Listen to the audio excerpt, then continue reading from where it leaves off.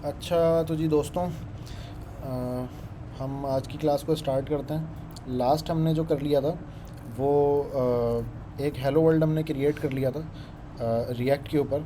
और साथ ही साथ हमने उसको डिप्लॉय भी करके देख लिया था, एक फ्री होस्टिंग सर्विस जो कि फायर बेस है। और इसी तरह के दूसरे वालों पे भी होस्ट हो जाती है, ये भी हमने देख लिया था।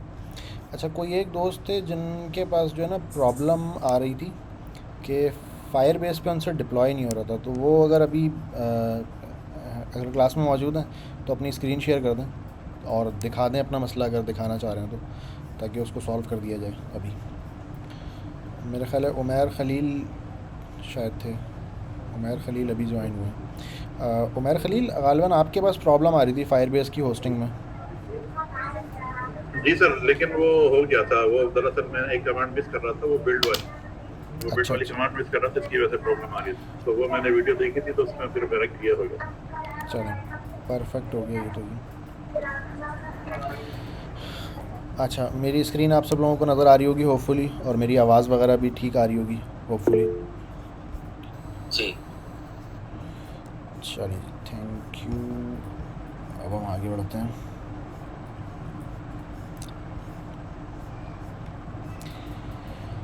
अच्छा, ये योर टर्न वाला जो पार्ट है, ये मैंने आप लोगों को कहा था कि ये अपने हाथ से आप एक बार करके देख लीजिएगा।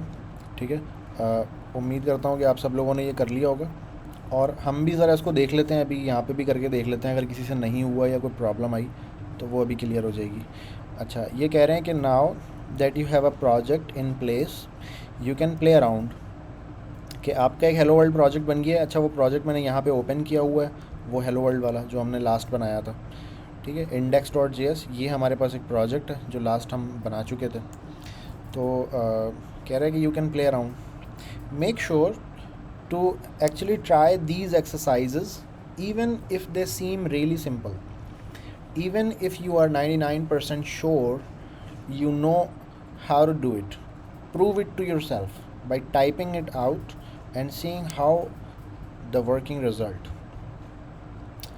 ओके, सबसे पहला काम इन्होंने बोला है कि change the text hello world to hello your name. तो मैं इसको आगे कर देता हूँ जी, चेंज हेलो वर्ल्ड की जगह मैंने कह दिया हेलो मलिक। और मैंने यहाँ पे एक इमोजी लगा दी,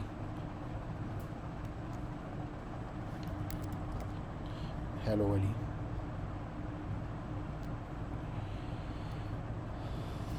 सही है जी, ये कर दिया मैंने, बेहतरीन काम हो गया। चेक कर लेते हैं इसको। हाँ भाई, आ गया, अप्लाई हो गया। वही अरबिक क्यों आ रहा है, पागल है गया।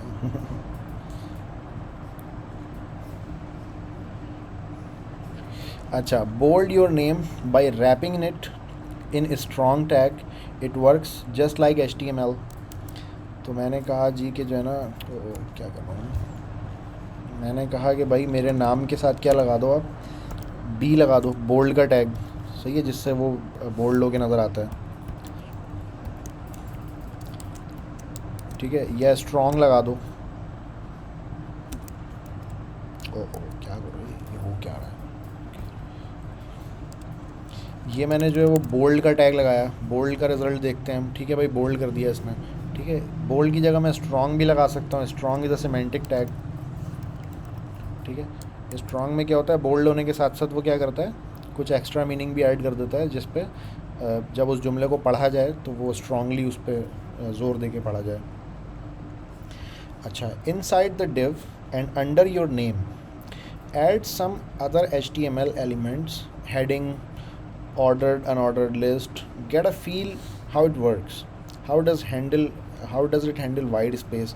What happens if you forget to close the tag? तो जी हमने जो है ना इसमें जगह बना ली थोड़ी सी। इसको मैं इमोजी को अंदर ही कर देता हूँ हेलो मलिक के साथ। सही है, और मैंने कहा कि इस डिव में ना थोड़ी सी जगह बना के कुछ मज़ीद भी टैग लगा देते हैं इसमें। इसने कहा भाई H1 लगा के देख लो आप। सही है, H1 में मैंने लिख दिया पाकिस्तान। ये फिर इसने कहा भाई अनऑर्डर्ड लिस्ट आप लगा के देख लो।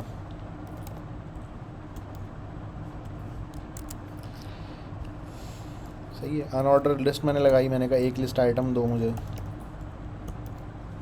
अच्छा ये ना मुझे सजेशन नहीं दे रहा सही तरह से, वो उसका रीज़न ये कि ये जे एस लगा हुआ है ना, इसको जे एस एक्स करना पड़ेगा मुझे, तो फिर ना ये इसको सजेशन मुझे प्रॉपरली देगा ये।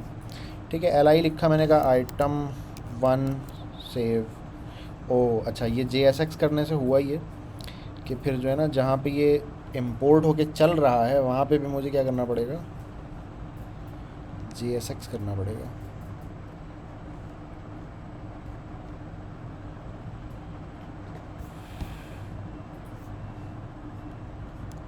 इसको क्या हो गया,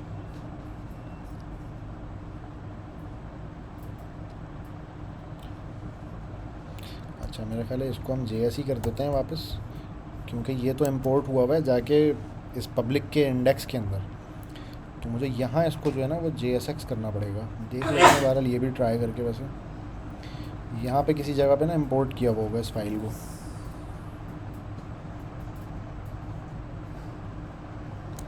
थोड़ा जूम आउट करता हूँ, बहुत जूम इन हो गया।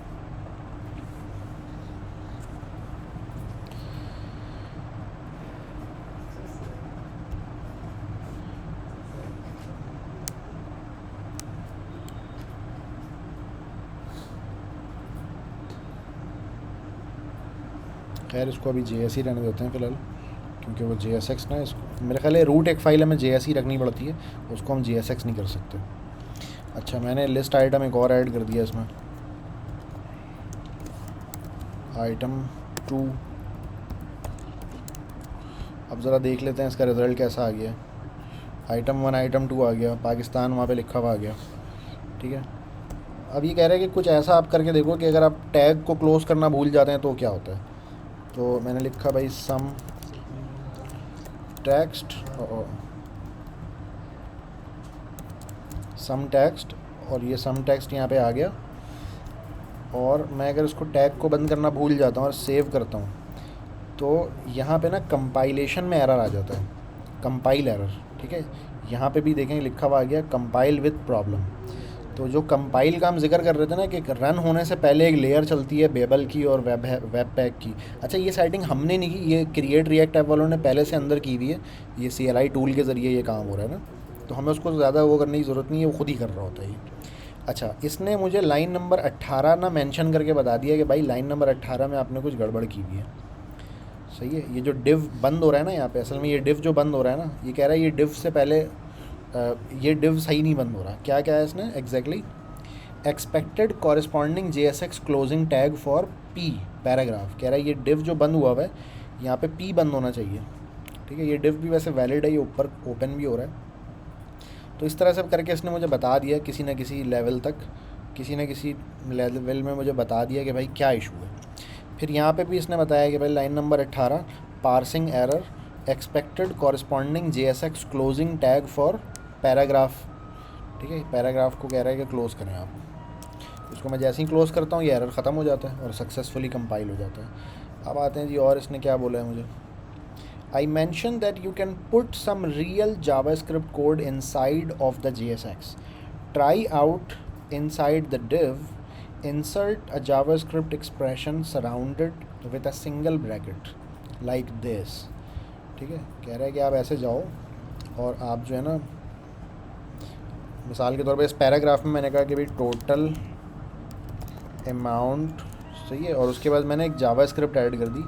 मैंने कहा कि भाई 20 + 5, सही है, तो ये जावास्क्रिप्ट है। तो जावास्क्रिप्ट में जब हम 20 और प्लस लगाते हैं और 5 लिखते हैं तो क्या रिटर्न होता है, कौन बताएगा?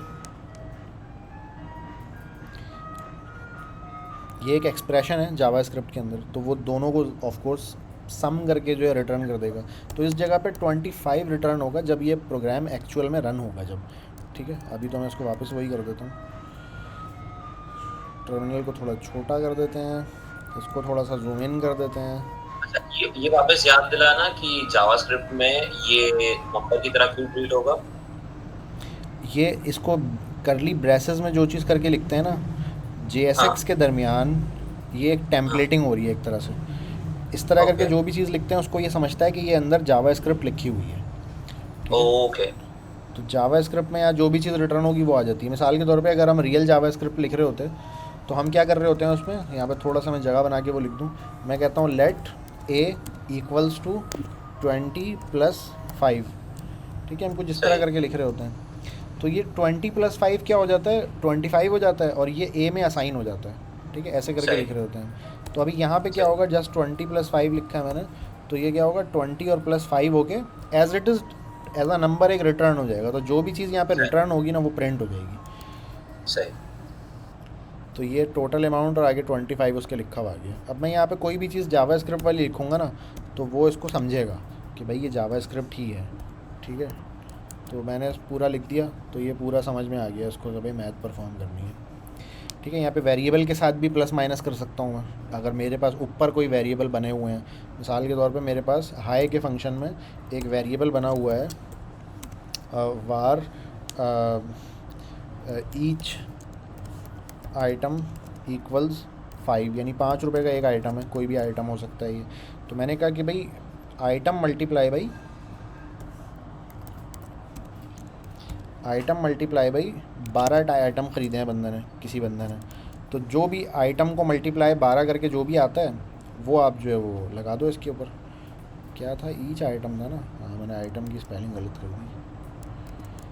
ईच आइटम मल्टीप्लाई बाई 12 जो भी आता है वो आप लगा दो। तो ये 60 इसने बना के तो बता दिया यहाँ पे। सही। अच्छा, what do want to style it with CSS instead of using the class property like you would in the HTML, use class name।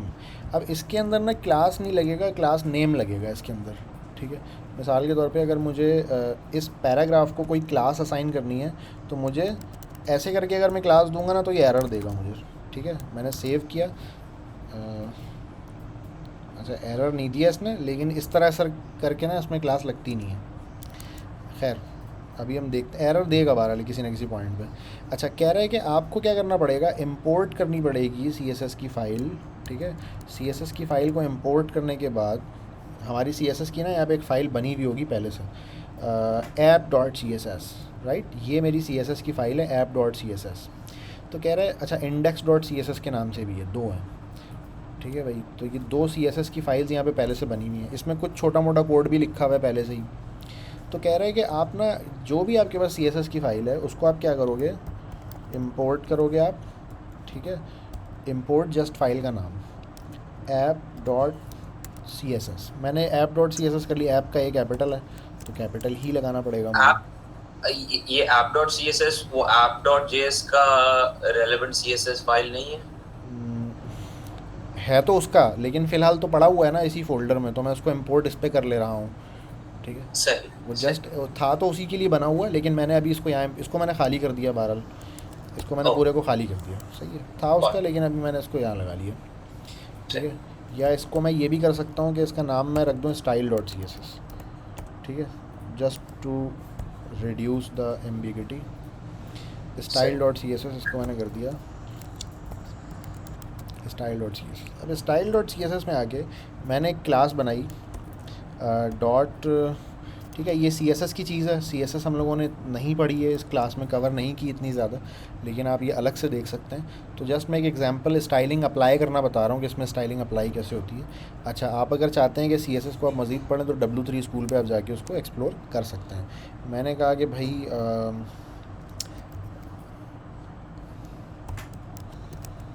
सही है, इम्पॉर्टेंट पैरा करके मैंने एक क्लास बनाई और उसको मैंने क्या कहा कि इसका जो बैकग्राउंड कलर है वो कर दो रेड, ठीक है। रेड भी नहीं बिल्कुल करो, थोड़ा सा रेड का हल्का शेड करो यूँ, ठीक है। और मैंने ये कह दिया बैकग्राउंड कलर। तो अब मुझे ना ये IMP पैरा इसको प्रोवाइड करना है, ठीक है। ये क्लास नेम मैंने दे दिया, अभी देखते हैं लगा कि नहीं लगा। भाई लग गया इस तरह से भी, लेकिन इनको देना ऐसे होता है क्लास नेम। मे भी नए वाले अपडेट्स में पुराने कीवर्ड को भी, क्लास को भी सपोर्ट कर दिया हो, लेकिन क्लास नेम इस तरह करके देना होता है इन्होंने, जैसा कि लिखा हुआ है। तो क्लास और क्लास नेम दोनों काम कर रहे हैं, तो ये अच्छी बात है, ठीक है जी। तो हमने ये CSS इसमें अप्लाई करके देख लिया, जितनी भी CSS HTML में अप्लाई होती थी इसमें इस तरह करके हो सकती है। अब ये इसने आगे बात की है। अब इसके अंदर अगला जो स्टेप है हमारा, हमने ये तो बना लिया हेलो वर्ल्ड, और हेलो वर्ल्ड के साथ थोड़ा खेल के देख लिया भाई कैसे चलता है, क्या होता है। अगला हमारा काम ये है, और आज का हमारा टारगेट भी यही है, कि हम एक डायनेमिक रीयूजेबल कंपोनेंट बना लें, ठीक है। और इस क्लास में हम डायनेमिक रीयूजेबल कंपोनेंट बना लें, और आपको मैं एक टास्क दे दूं कि आप उसी तरह का ना उसको ख़ुद से अपने हाथ से बना के ले आएँ। तो अगर ये काम हो जाता है ना, तो हमारी आज की क्लास का मकसद अचीव हो जाएगा। Let's talk about the next step and learn how to make your React components dynamic and reusable. Before we talk about how to do this in React, let's look at how to do this with plain JavaScript. This might seem a bit basic, but bear with me. Let's say you have a function. कह रहा है कि भाई React में तो ये चीज़ करते रहेंगे, पहले ज़रा JavaScript में तो देख लें कि ये होता कैसे है। कह रहा है कि आप थोड़ा बोरिंग लगेगा आपको, लेकिन थोड़ा मेरे साथ बर्दाश्त कर लो। अब एक फ़ंक्शन है हमारे पास, और उस फंक्शन के अंदर आप स्क्रीन पे ऐसा प्रिंट कर रहे हैं या रिटर्न कर रहे हैं हाय, ठीक है। और हाय के आगे आपने डेव लिखा हुआ है, हमने भी यही लिखा है यहाँ पे हाय मलिक, सही है, ये हमने हाय मलिक लिखा हुआ है। तो हम भी एक्चुअली यही कर रहे हैं कि एक फ़ंक्शन है हमारे पास, उससे हम हाय मलिक जो है वो रिटर्न कर देते हैं, और वो प्रिंट हो जाता है स्क्रीन पर, ठीक है जी। तो you can see pretty plainly it will always return hi Dave। कह रहे हैं कि आप जितनी बार भी इस फंक्शन को चलाओगे, आपको ये क्लियरली नज़र आ रहा है कि हर दफ़ा ये हाई डेव लिख के ही रिटर्न करेगा, कोई दूसरी चीज़ रिटर्न नहीं कर सकता। And if you wanted to greet someone else you would pass their name as argument. अब अगर आप चाहते हैं कि यानी डेव की जगह ना हर दफ़ा कुछ और लिखा हुआ है, कुछ नया आइटम लिखा हुआ है हर दफ़ा, यानी जिस बंदे का नाम डालूँ मैं फंक्शन में उसका लिखा हुआ है, तो आपको फंक्शन को ट्वीक करना पड़ेगा इस तरह से। आपको एक अदद आर्ग्यूमेंट एक्सेप्ट करना पड़ेगा उस फंक्शन में, और आर्ग्यूमेंट में एक नेम आप ले रहे होंगे ऑफ कोर्स, और जो भी यानी फंक्शन को नेम दे के कॉल करूँगा, और उस नेम को यहाँ पे हाई के साथ जोड़ के मैं दिखा दूँगा। तो ये मेरा फंक्शन क्या हो गया, रीयूजेबल हो गया। Now you can greet any one you just by calling greet with their name. Awesome, I wanted this part was basic, I want this part was basic. अच्छा, कह रहा है मैंने पहले बता दिया था, ये बहुत बेसिक सी चीज़ है। अच्छा, तो आप सब लोग प्लीज़ बताएं, कोई ऐसा तो नहीं है जिसको ये बात समझ में ना आई हो कि यहाँ पे क्या बात हो रही है?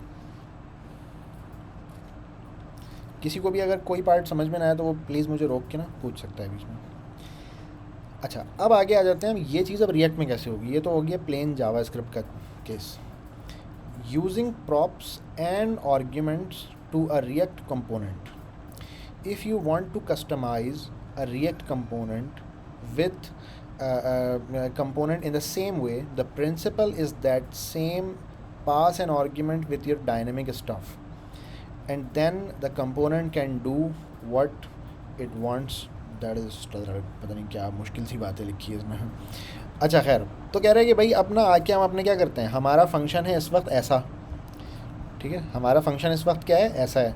ये तो बाद में इसने बोला था ना कि खेलो ये सब लगाओ भगाओ, हम ये सब हटा देते हैं वापस ना, ये जो इसने लगवाया था ना सारा, ये सब हम हटा रहे हैं, हम वही वापस से ला रहे हैं उसको हेलो वाला, सही है, हेलो मलिक वाला वापस से ला रहे हैं इसको।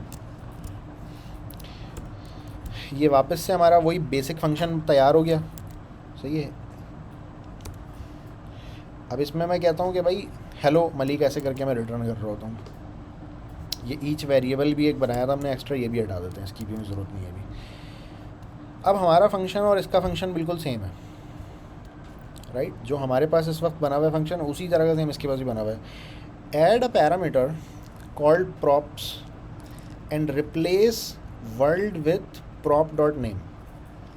हम अब क्या कर सकते हैं, अपने कंपोनेंट के अंदर प्रॉप्स एक्सेप्ट कर सकते हैं, यानी प्रॉपर्टीज़ एक्सेप्ट कर सकते हैं, या उसको पैरामीटर्स भी बोल सकते हैं आप, या उसको फंक्शन में आने वाला आर्ग्यूमेंट भी कह सकते हैं। ये जावास्क्रिप्ट की चीज़ है बिल्कुल, ठीक है। तो प्रॉप्स के नाम से मैंने एक्सेप्ट कर लिया एक आर्ग्यूमेंट,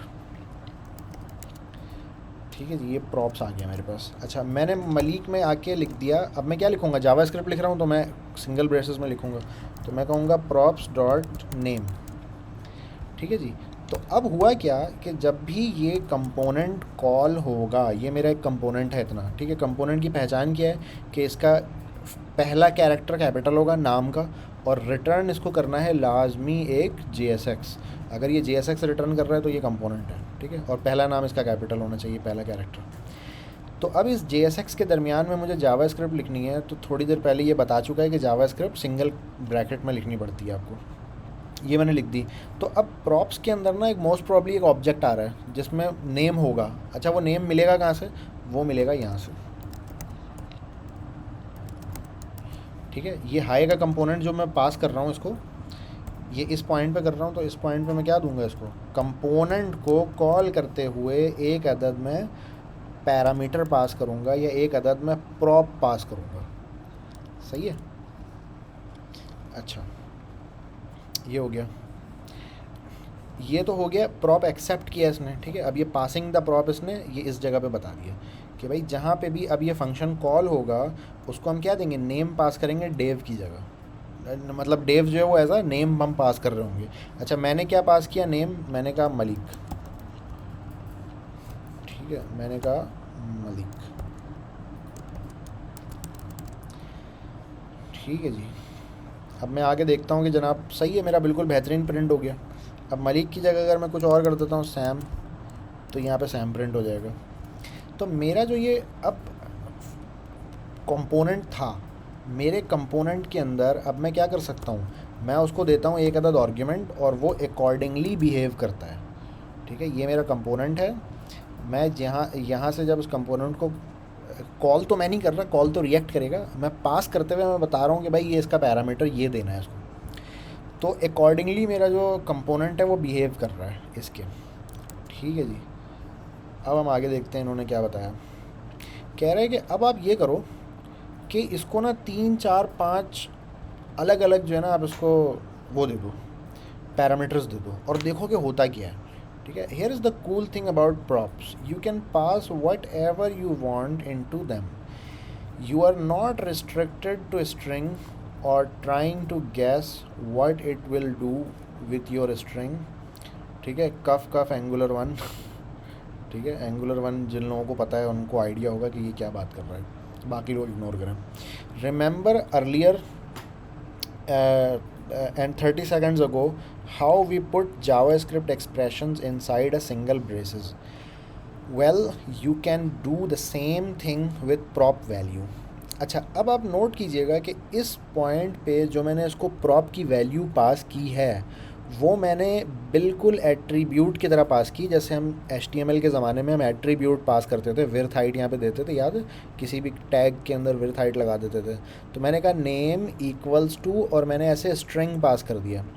तो ये जो मैंने डेटा पास किया है अपने यानी प्रॉप डॉट नेम जो मिलेगा मुझे यहाँ पे, ये मिलेगा स्ट्रिंग की फॉर्म में, ठीक है। ये मुझे किस फॉर्म में मिलेगा, स्ट्रिंग की, क्योंकि मैंने पास स्ट्रिंग किया है। अब ये कह रहा है कि आप ना स्ट्रिंग के अलावा भी चीज़ें पास कर सकते हैं, मिसाल के तौर पर ग्रीन ट्रू। तो अब यहाँ पे ना पास करने का तरीका थोड़ा मुख्तलिफ है, आप देखिएगा इसको। अगर स्ट्रिंग के अलावा कोई भी चीज़ पास करनी है तो मैं सिंगल ब्रेसेस में उसको करके करूँगा, ठीक है। तो मैंने यहाँ पे आके नेम के साथ मैंने क्या कहा, मैंने कहा कि भाई मैंने कहा भाई इज़ डार्क ट्रू, ठीक है। मैं डार्क मोड पास करना चाह रहा हूँ इसमें कि भाई ये कंपोनेंट ब्लैक कलर में हो या वाइट कलर में हो, ठीक है। तो मैंने कह दिया कि भाई ट्रू यहाँ पे लगा दिया मैंने। अच्छा, इसको मैं प्रिंट कैसे करवाऊँगा, इसको मैं प्रिंट यहाँ पे करवा देता हूँ, प्रॉप्स डॉट इज़ डार्क। तो यहाँ पे मुझे प्रिंट क्या हो जाना चाहिए, मुझे प्रिंट हो जाना चाहिए यहाँ पे ट्रू। अच्छा, लेकिन ये ट्रू फॉल्स को प्रिंट नहीं करेगा ना, इसको मुझे या तो स्ट्रिंग में कन्वर्ट करना पड़ेगा, स्ट्रिंग में मुझे इसको कन्वर्ट करना पड़ेगा। डॉट टू स्ट्रिंग है इसमें,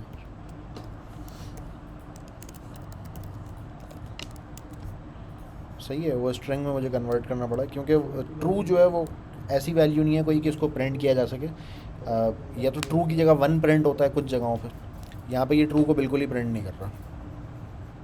अच्छा, अब अगर मैं कोई ऐसी वैल्यू यहाँ पे प्रिंट करवा दूँ जो एग्जिस्ट ही नहीं करती, ठीक है। मिसाल के तौर पर मैंने करली ब्रेसेस लगा के मैंने कहा भाई प्रॉप्स डॉट ग्रेड, ठीक है, ग्रेड अभी हमने पास ही नहीं किया हुआ इसमें, तो इसकी जगह पे इसको अनडिफाइन मिल रहा होगा, ठीक है।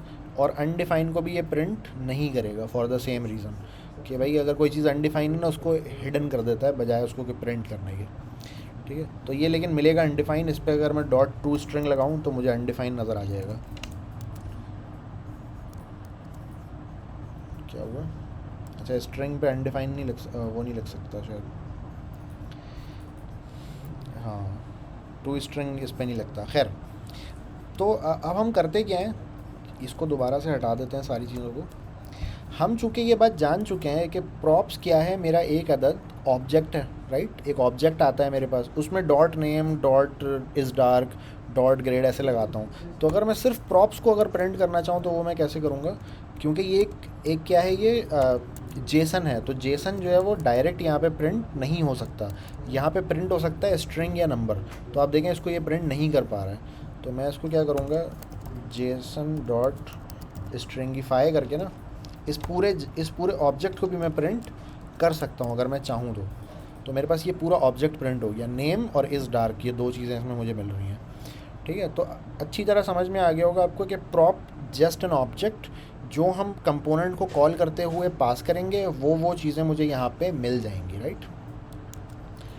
तो अब हम आते हैं जनाब आगे। इसने कहा भाई आप ट्रू भी पास कर सकते हो, आपने नंबर वैल्यू भी पास कर सकते हो, आप ऑब्जेक्ट भी पास कर सकते हो। ऑब्जेक्ट पास करते हुए आप नोट कीजिएगा डबल है करली ब्रेसेस, ठीक है। डबल करली ब्रेसेस का मतलब क्या है कि मिसाल के तौर पर मैंने कहा कि यार डेटा करके मैंने एक चीज़ डाली इसमें। अब एक करली ब्रेसेस मेरे जावास्क्रिप्ट का हो गया। अब जावास्क्रिप्ट में लिखूँगा क्या, अंदर एक ऑब्जेक्ट है मेरा जावास्क्रिप्ट जो है, ठीक है। तो इस वजह से डबल है सम नेम, ठीक है। ये मेरा एक ऑब्जेक्ट है पूरा, रोल 23, ठीक है। रोल को मैं चाहूँ तो पैक कर दूँ स्ट्रिंग में, चाहूँ तो ना करूँ।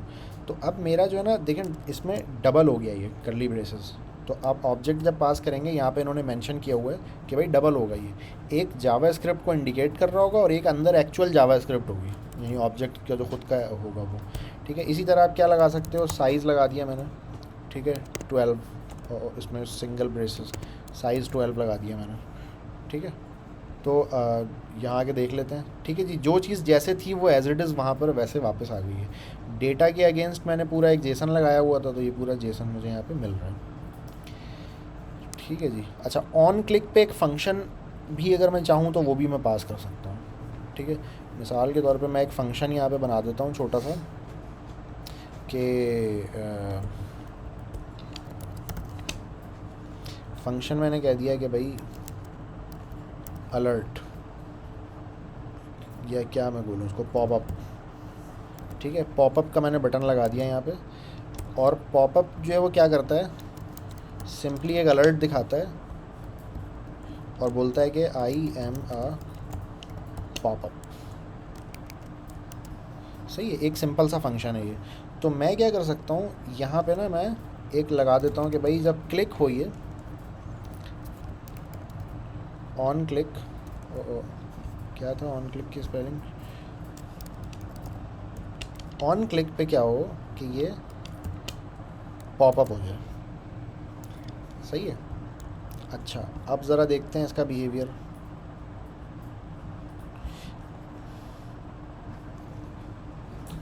कहाँ गया वो, अच्छा, इसमें वो इस पूरे ऑब्जेक्ट के अंदर वो शो नहीं हो रहा, लेकिन जो है ना मुझे वो स्टिल मिल रहा होगा। तो मैं क्या करता हूँ, इस डिव के अंदर एक बटन बनाता हूँ छोटा सा,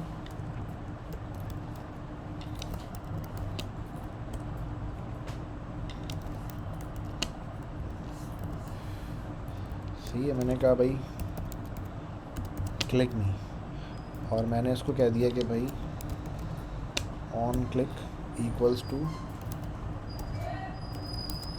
props dot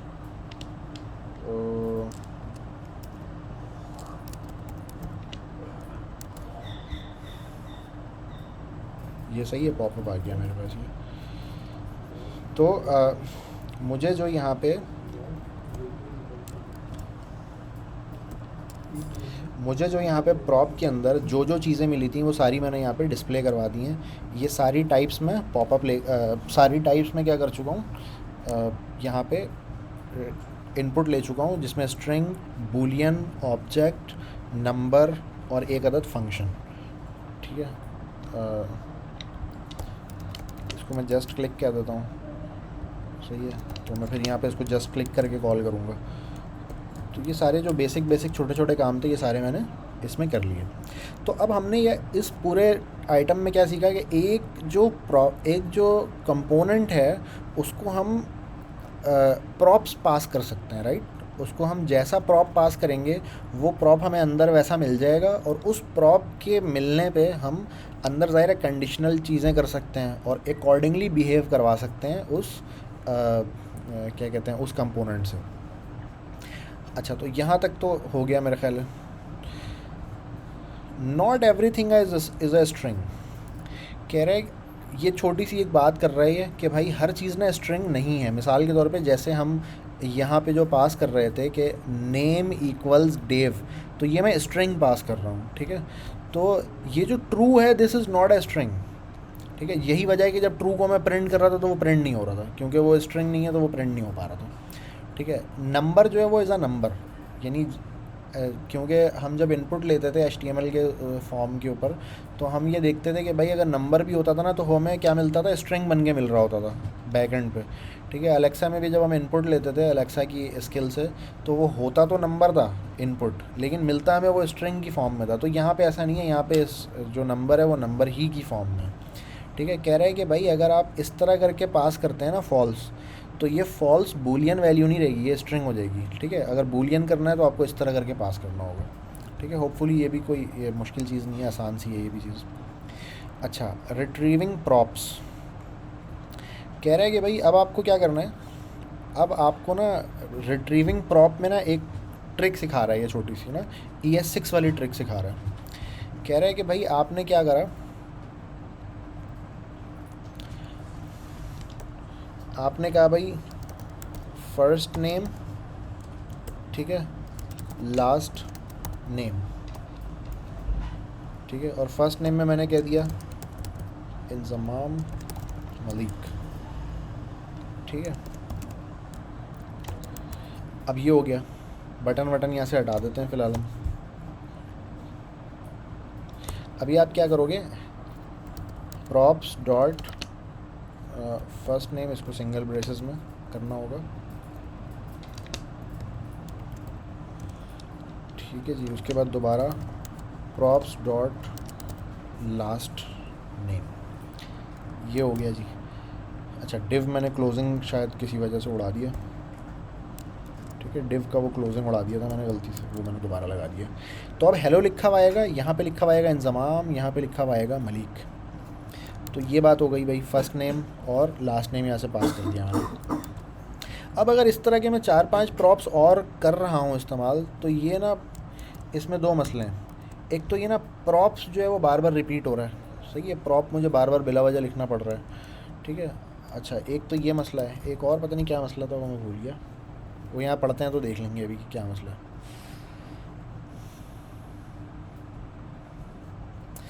All of the syntax, by the way, is React specifically.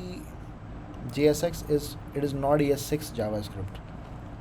कह रहा है कि ये जो सारा सिंटेक्स है by the way is React specifically JSX. कह रहा है ये जो सारा सिंटेक्स यहाँ पे लिखा हुआ है इस जगह पे, ये React का सिंटेक्स है सारा, ठीक है। ये जावास्क्रिप्ट नहीं है, बाद में कन्वर्ट हो जाएगी जावास्क्रिप्ट में, लेकिन अभी जावास्क्रिप्ट नहीं है। ये जो लिखा हुआ है सिंटेक्स, ये भी क्या है, रिएक्ट का सिंटेक्स है, ये JSX का सिंटेक्स है। तो ये जावास्क्रिप्ट अभी तो नहीं है, कन्वर्ट हो जाएगा कंपाइल होते होते ही, चलने से पहले ये कन्वर्ट हो जाएगा, लेकिन अभी नहीं है। It is not ES6 JavaScript, which reminds me I wanted to show you couple of ES6 syntax that will make your component easier to read and write. कह रहा है कि भाई ES6 में ना एक डीस्ट्रक्चरिंग होती है। डीस्ट्रक्चरिंग क्या चीज़ होती है कि भाई अब यहाँ पे मैं छोटा सा लिख के दिखा देता हूँ। मैंने कहा भाई अगर लेट, ठीक है, यही फर्स्ट नेम लास्ट नेम ही ले लेता हूँ मैं,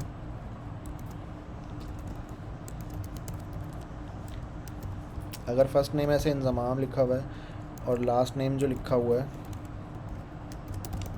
मलिक लिखा हुआ है,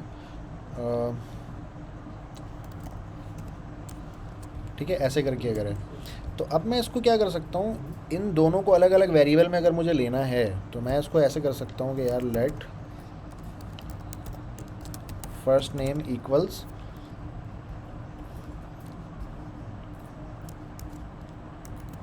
ऐसे कर दूँ मैं प्रॉप और इसमें ये लगा दूँ मैं, ठीक है। तो उससे होगा ये कि फ़र्स्ट नेम नाम का एक वेरिएबल बनेगा और प्रॉप के अंदर से फर्स्ट नेम के नाम की जो चीज़ होगी वो इसमें आ जाएगी। इसको डी स्ट्रक्चरिंग कहते हैं, ठीक है। कोई किसी को भी अगर इसमें कन्फ्यूजन हो तो वो जाके डी स्ट्रक्चरिंग का टॉपिक ना दोबारा से पढ़ सकता है।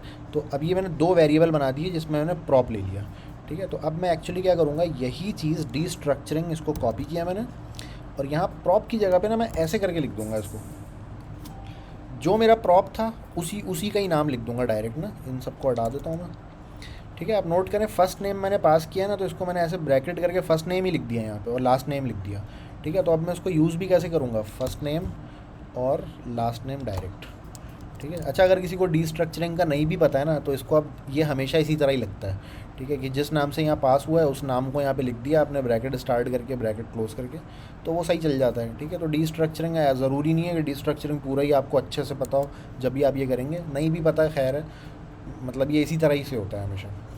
तो कोई ऐसे मतलब हार्ड फीलिंग लेने की ज़रूरत नहीं कि मुझे डी स्ट्रक्चरिंग नहीं पता। तो इन्होंने भी ऐसे ही करके यहाँ पे बता दिया, लिख के बता दिया, ठीक हो गया जी।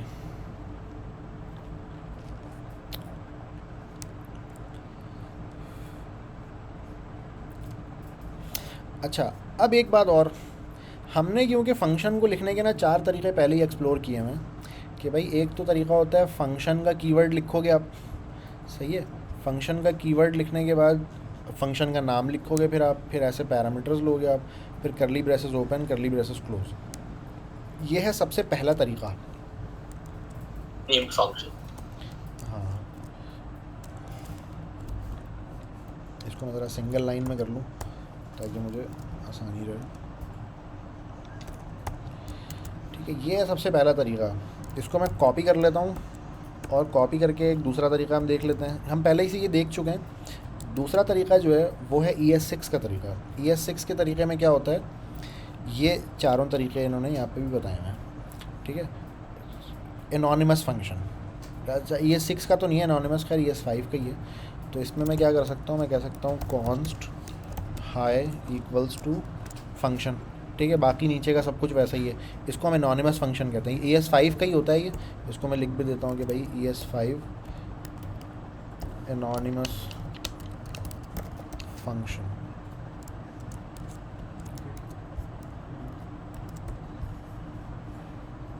ठीक है। स्पेलिंग देख रहा था मैं, सही लिखी है। ES5 का एनोनिमस फंक्शन हो गया, तो ये बिल्कुल सही चलेगा इस तरह भी। अगर इस तरह हम फंक्शन लगा देते हैं तो ज़रा देख भी लेते हैं प्रीव्यू, बिल्कुल सही प्रीव्यू आ रहा है।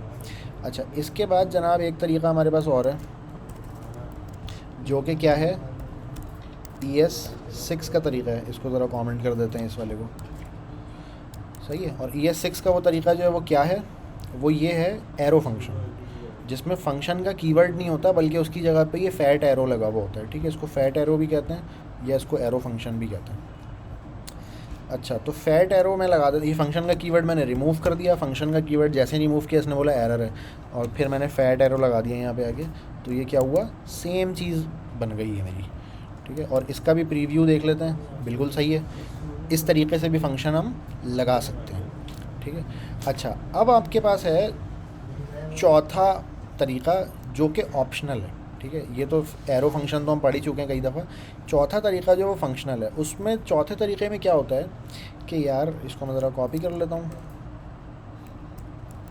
सही है, और कमेंट के कर देता हूँ पुराने वाले को। चौथा तरीका ये है कि जनाब मेरे पास जो रिटर्न है ना वो सिंगल लाइन का रिटर्न है, सही है। मेरे पास जो रिटर्न वैल्यू है वो सिंगल लाइन की है, तो सिंगल लाइन की जो रिटर्न वैल्यू है ना वो मैं इसी के फंक्शन के आगे ही लिख सकता हूँ, ठीक है। फैट एरो जहाँ पे ख़त्म हो रहा है, ठीक है, ये फैट एरो है। उसके बाद करली ब्रेसेस इसमें जो स्टार्ट होती थी वो नहीं लगाई मैंने डायरेक्ट वो बात लिख दी जो रिटर्न हो रही थी, तो वो चल गया, ठीक है। अच्छा, ऑप्शनली इसके ऊपर गोल ब्रैकेट भी लोग लगाते हैं ना, मिसाल के तौर पर मुझे 2 लाइन में अगर इसको करना है, लाइन ब्रेक करनी है तो गोल ब्रैकेट लगाते हैं इसके अंदर, ठीक है, तो ये तरीका भी बिल्कुल सही है, लेकिन ये क्या है, ऑप्शनल है। उस सूरत में सिर्फ कि जब आपका रिटर्न की वैल्यू होगी वो 1 लाइन की होगी, सिर्फ उस सूरत में ये काम करेगा। अगर एक से ज़्यादा लाइन की है, मिसाल के तौर पे ये सिंगल डिव नहीं है, 2 डिव हैं अगर, तो फिर ज़ाहिर है ये तरीका फिर काम नहीं करेगा। अच्छा, ये तरीका रिएक्ट में बहुत कॉमन है, ये तरीका रिएक्ट में बहुत ज़्यादा लोग यूज़ करते हैं। ठीक है, तो ये आपको कई जगहों पे देखने को मिलेगा कि फंक्शन है एरो फंक्शन, उसके आगे गोल ब्रैकेट स्टार्ट और क्लोज़ हो रही है, तो उसको देख के परेशान होने की ज़रूरत नहीं है। इसका प्रीव्यू देख लेते हैं हम। प्रीव्यू इसका बिल्कुल वही है, सेम पहले जैसा। अच्छा, फिर दूसरा तरीका क्या है कि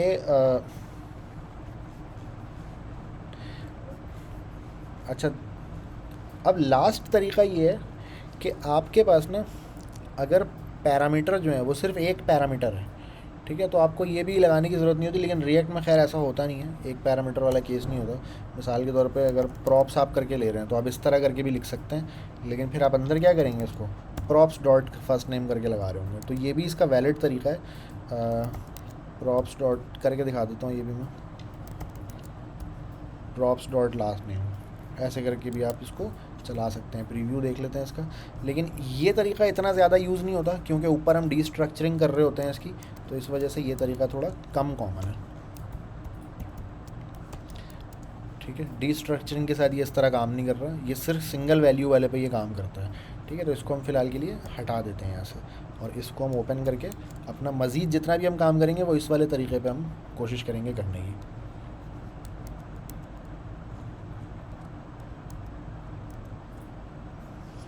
सही है, इसको मैं कमेंट कर देता हूँ, ऑप्शनल है ये, हम इस वाले तरीक़ों को इख्तियार करेंगे। ये मैंने उड़ा दिया था गलती से ना, सही है, कोड में रहेगा ताकि हिस्ट्री पता चलती रहेगी हमें। ठीक है जी, तो तरीका काम वही हो रहा है, सिर्फ लिखने का तरीका थोड़ा थोड़ा मुख्तलिफ है। ये सारे तरीके सही हैं, लेकिन क्योंकि फ़ंक्शन को लिखने के 4 तरीके मौजूद हैं जावास्क्रिप्ट में, एक ES5 का, एक ES6 का, तो हम ES6 वाला यूज़ करेंगे जो सबसे सही लेटेस्ट है। अच्छा, अब आगे क्या बात हो रही है भाई, नाउ योर टर्न। अच्छा, योर टर्न, ये योर टर्न वाला जो काम है ना, ये आप सब लोगों को ना अभी करना है। ठीक है, अभी मैं आपको टाइम दूंगा, अभी 8:57 हो रहे हैं, तो आपके पास 15 मिनट का टाइम है। ये वाला काम ना आपको अपने हाथ से करना है अभी, और मुझे करके दिखाना है। अच्छा, लेकिन उससे पहले इस प्रोजेक्ट को हम क्लोज़ करते हैं जो अभी तक हमने बना लिया है, एक नया प्रोजेक्ट बनाते हैं। राइट, एक नया प्रोजेक्ट बनाते हैं, हम उसका स्ट्रक्चर थोड़ा सा देखते हैं कि भाई वो कैसे मुख्तलिफ है। यानी हमने तो अभी मिनिमल बनाया ना, तो एक्चुअल प्रोजेक्ट जो है वो किस तरह से बन रहा होता है वो भी हम देख लेते हैं। ठीक है, तो मैं इसको क्लोज़ करके आता हूँ यहाँ, और मैंने कहा create dash react dash app, और मैंने कहा भाई मीडिया, क्या नाम रखा था इसने, मीडिया कार्ड।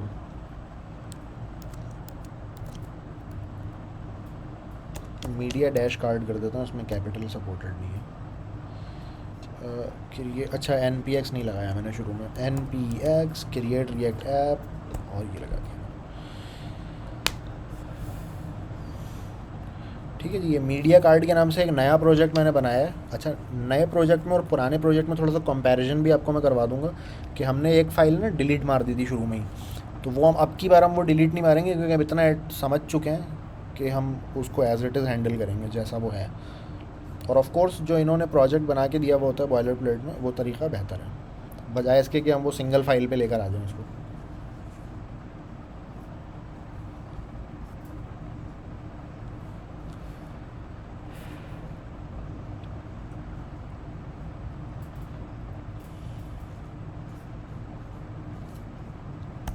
चल भाई आगे बढ़ा।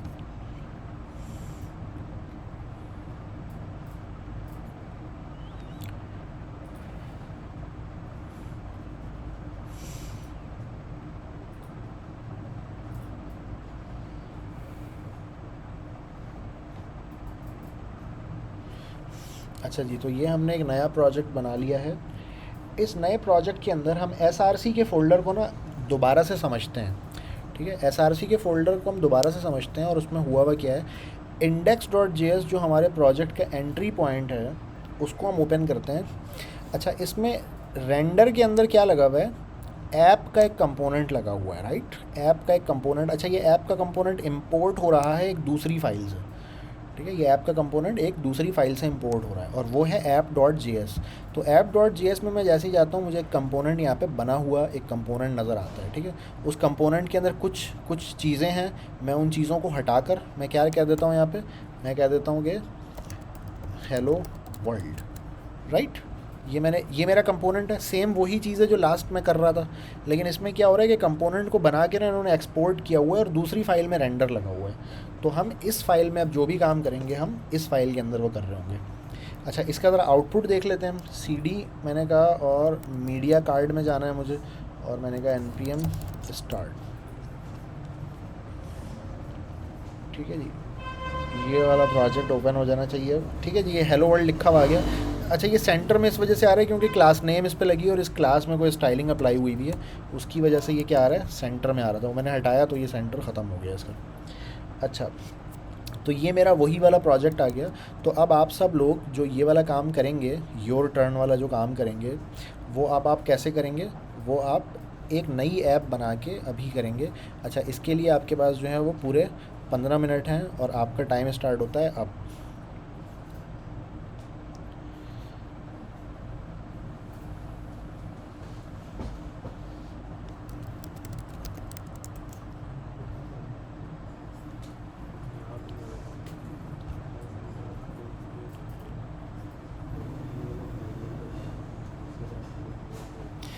जी, सब प्लीज़ अपनी अपनी स्क्रीन शेयर कर दें सारे लोग, ताकि मैं देखता रहूँ कि आप लोग क्या कर रहे हैं। आर्टिकल का लिंक मैं भेज देता हूँ यहाँ पे, और बोलें।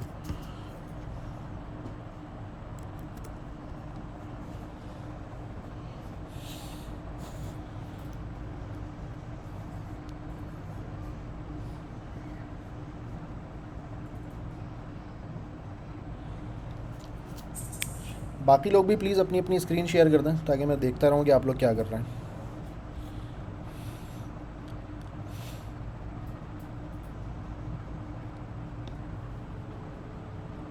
ये रिएक्ट टर्न कौन सा रिएक्ट लाइक योर टर्न कौन सा योर टर्न है? सेकंड वाला।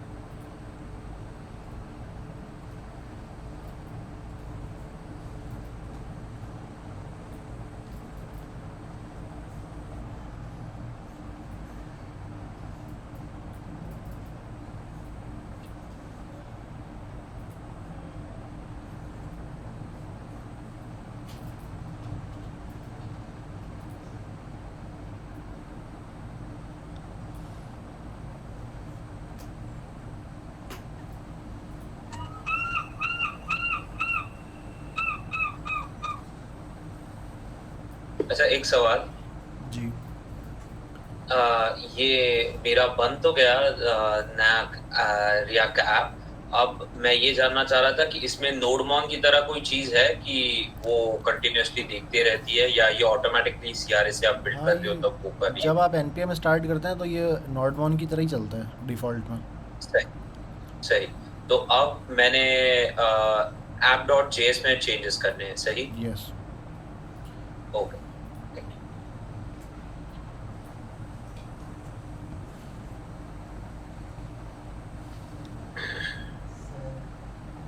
हाँ बोलो, सबकी जान निकाल दी। हाँ अरे भाई ये सब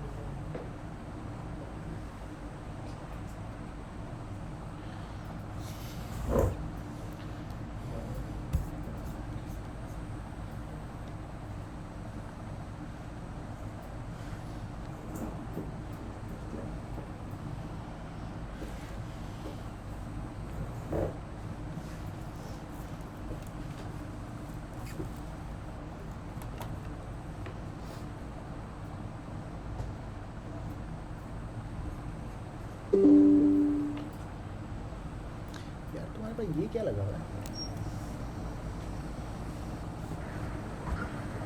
सर आपने नया प्रोजेक्ट बना के क्यों एग्जाम्पल दी थी, उसमें क्या डिफरेंस मतलब नया क्या प्रोजेक्ट डिस्टिंग्विश हमने किया था इसलिए आपने? बनाया था कि जो पहले वाला प्रोजेक्ट था ना उसमें, क्योंकि हम हेलो वर्ल्ड बना रहे थे, तो हमने app.js की पूरी फाइल ही डिलीट कर दी थी। हम सिंगल फाइल में सारे कामों को कर रहे थे, ठीक है। तो वो हेलो वर्ल्ड की हद तक ही रखा फिर हमने उसको।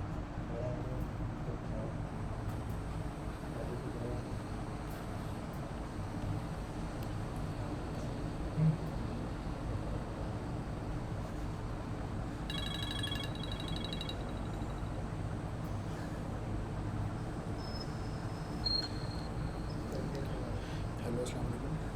हेलो अस्सलाम वालेकुम।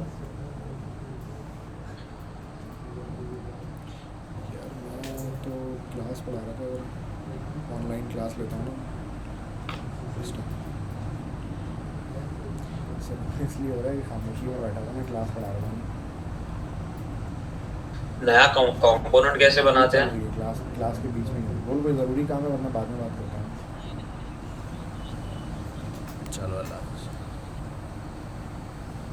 मलिक भाई, जी सलील, क्या कह रहे थे आप? नया कंपोनेंट कैसे बनता है? नया कंपोनेंट तो अभी नहीं बनाना है, बस app.js के अंदर ही जो भी आप करेंगे ना उसी में करना है आपने, इस फाइल अच्छा में अच्छा करना है। अच्छा। तो नहीं, मैं इसके लिए पूछा, ये कह रहा है कि राइट अ न्यू कंपोनेंट, इसके लिए हाँ मैंने ये पूछा। इसी इसी app.js में ना कह रहा है इस कंपोनेंट को हटा दो पूरे को और अपना एक कंपोनेंट बनाओ। सही। अच्छा, एक ही फाइल में आप 2 3 4 कंपोनेंट भी बना सकते हैं, राइट? मतलब ऐसा नहीं है कि आप अलग अलग फाइलों में ही बनाएंगे तो बनेगा। एक ही फाइल में आप तीन सही। चार कंपोनेंट बना सकते हैं। Component is just a function, तो आप जितने फंक्शन बना दें। सही।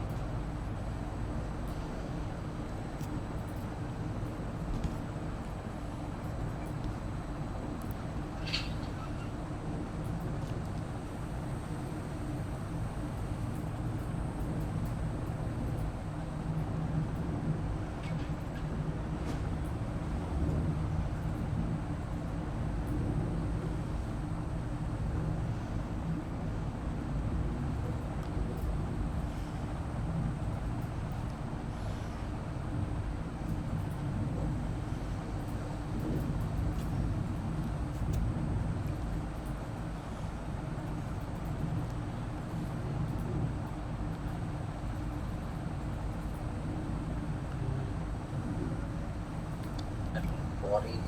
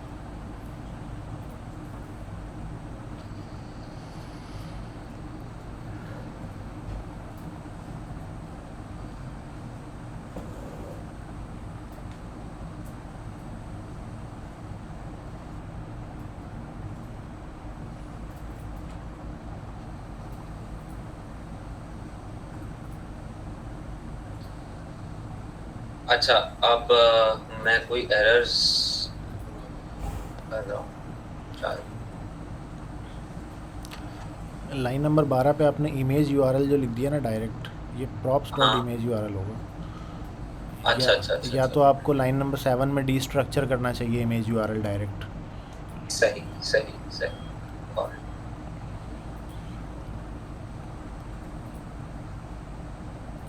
ओके।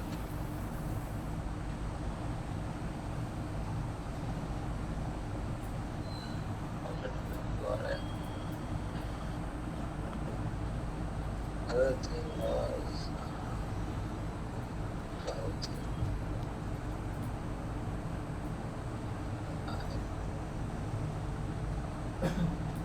मीडिया कार्ड को कॉल भी करना पड़ेगा।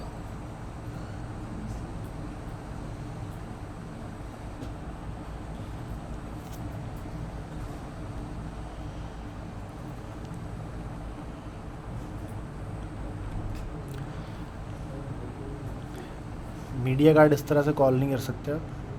अच्छा, आपको तो जहाँ पे हेलो वर्ल्ड लिखा हुआ है आपने, वहाँ पे इसको आप एज अ टैग इसको पास करेंगे आप। अच्छा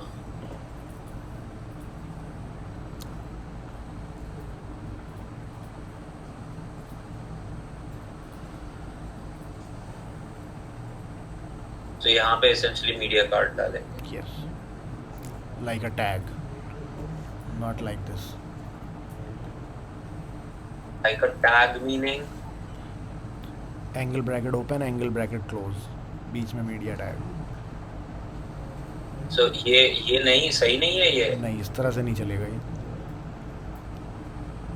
अच्छा, तो ये ऐसा चलेगा। यस। अच्छा अच्छा, ये ना ओपनिंग क्लोजिंग अलग अलग जो है इसको सिंगल पे भी रख सकते हैं, मतलब सेल्फ क्लोजिंग टाइप का जो टैग होता है ना उसमें, अच्छा उस अच्छा तरह से भी ये कर सकते हैं इसको। वैसे भी सही था लास्ट में लेकिन स्लैश। ये डायरेक्टली अगर करें तो not like this, not like this. तो लास्ट में स्लैश होगा, शुरू में नहीं होगा। अच्छा लास्ट में स्लैश होता है। Okay like this. So okay. अभी इसको आप चला कर देंगे। ये compiled with error, 2 errors, line 461.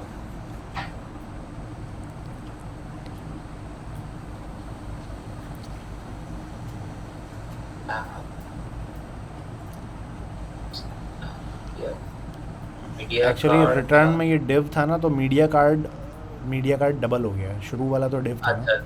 अच्छा सही है, मैं समझ गया।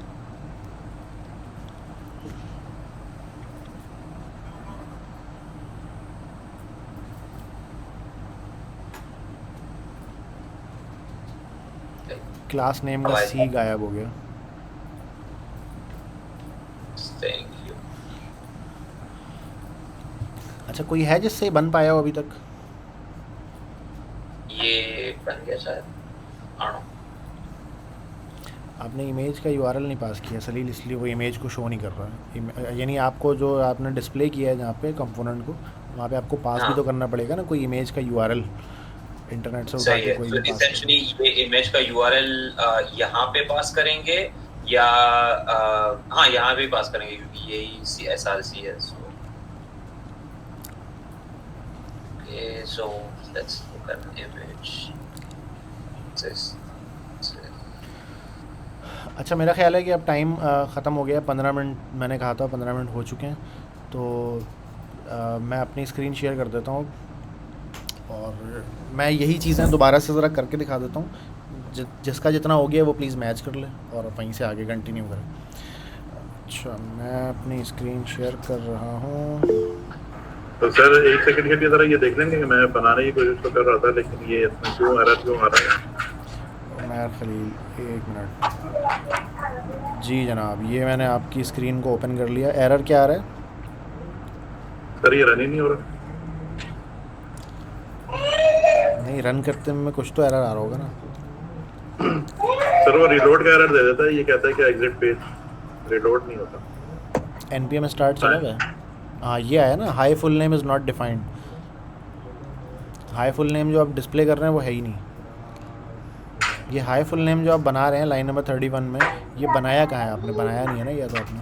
सर वो बेसिकली इसका नाम था फंक्शन का, जो वहाँ से मैंने कॉपी किया था, तो मैंने यहाँ पे ये कर दिया था। नहीं नहीं, गलत किया आपने। असल में फंक्शन के अंदर वो अपने आप को ही कॉल कर रहा है, तो ये इस तरह से नहीं होगा। तो यहाँ ये पर मैं मैंने इसको ऐड ये मैं कर खैर दिया अभी था, करके तो वो दिखाता तो हूँ तो आपको समझ में आ जाएगा कि ये कैसे हो रहा है। मैं ये करके दिखा देता हूँ, सही है?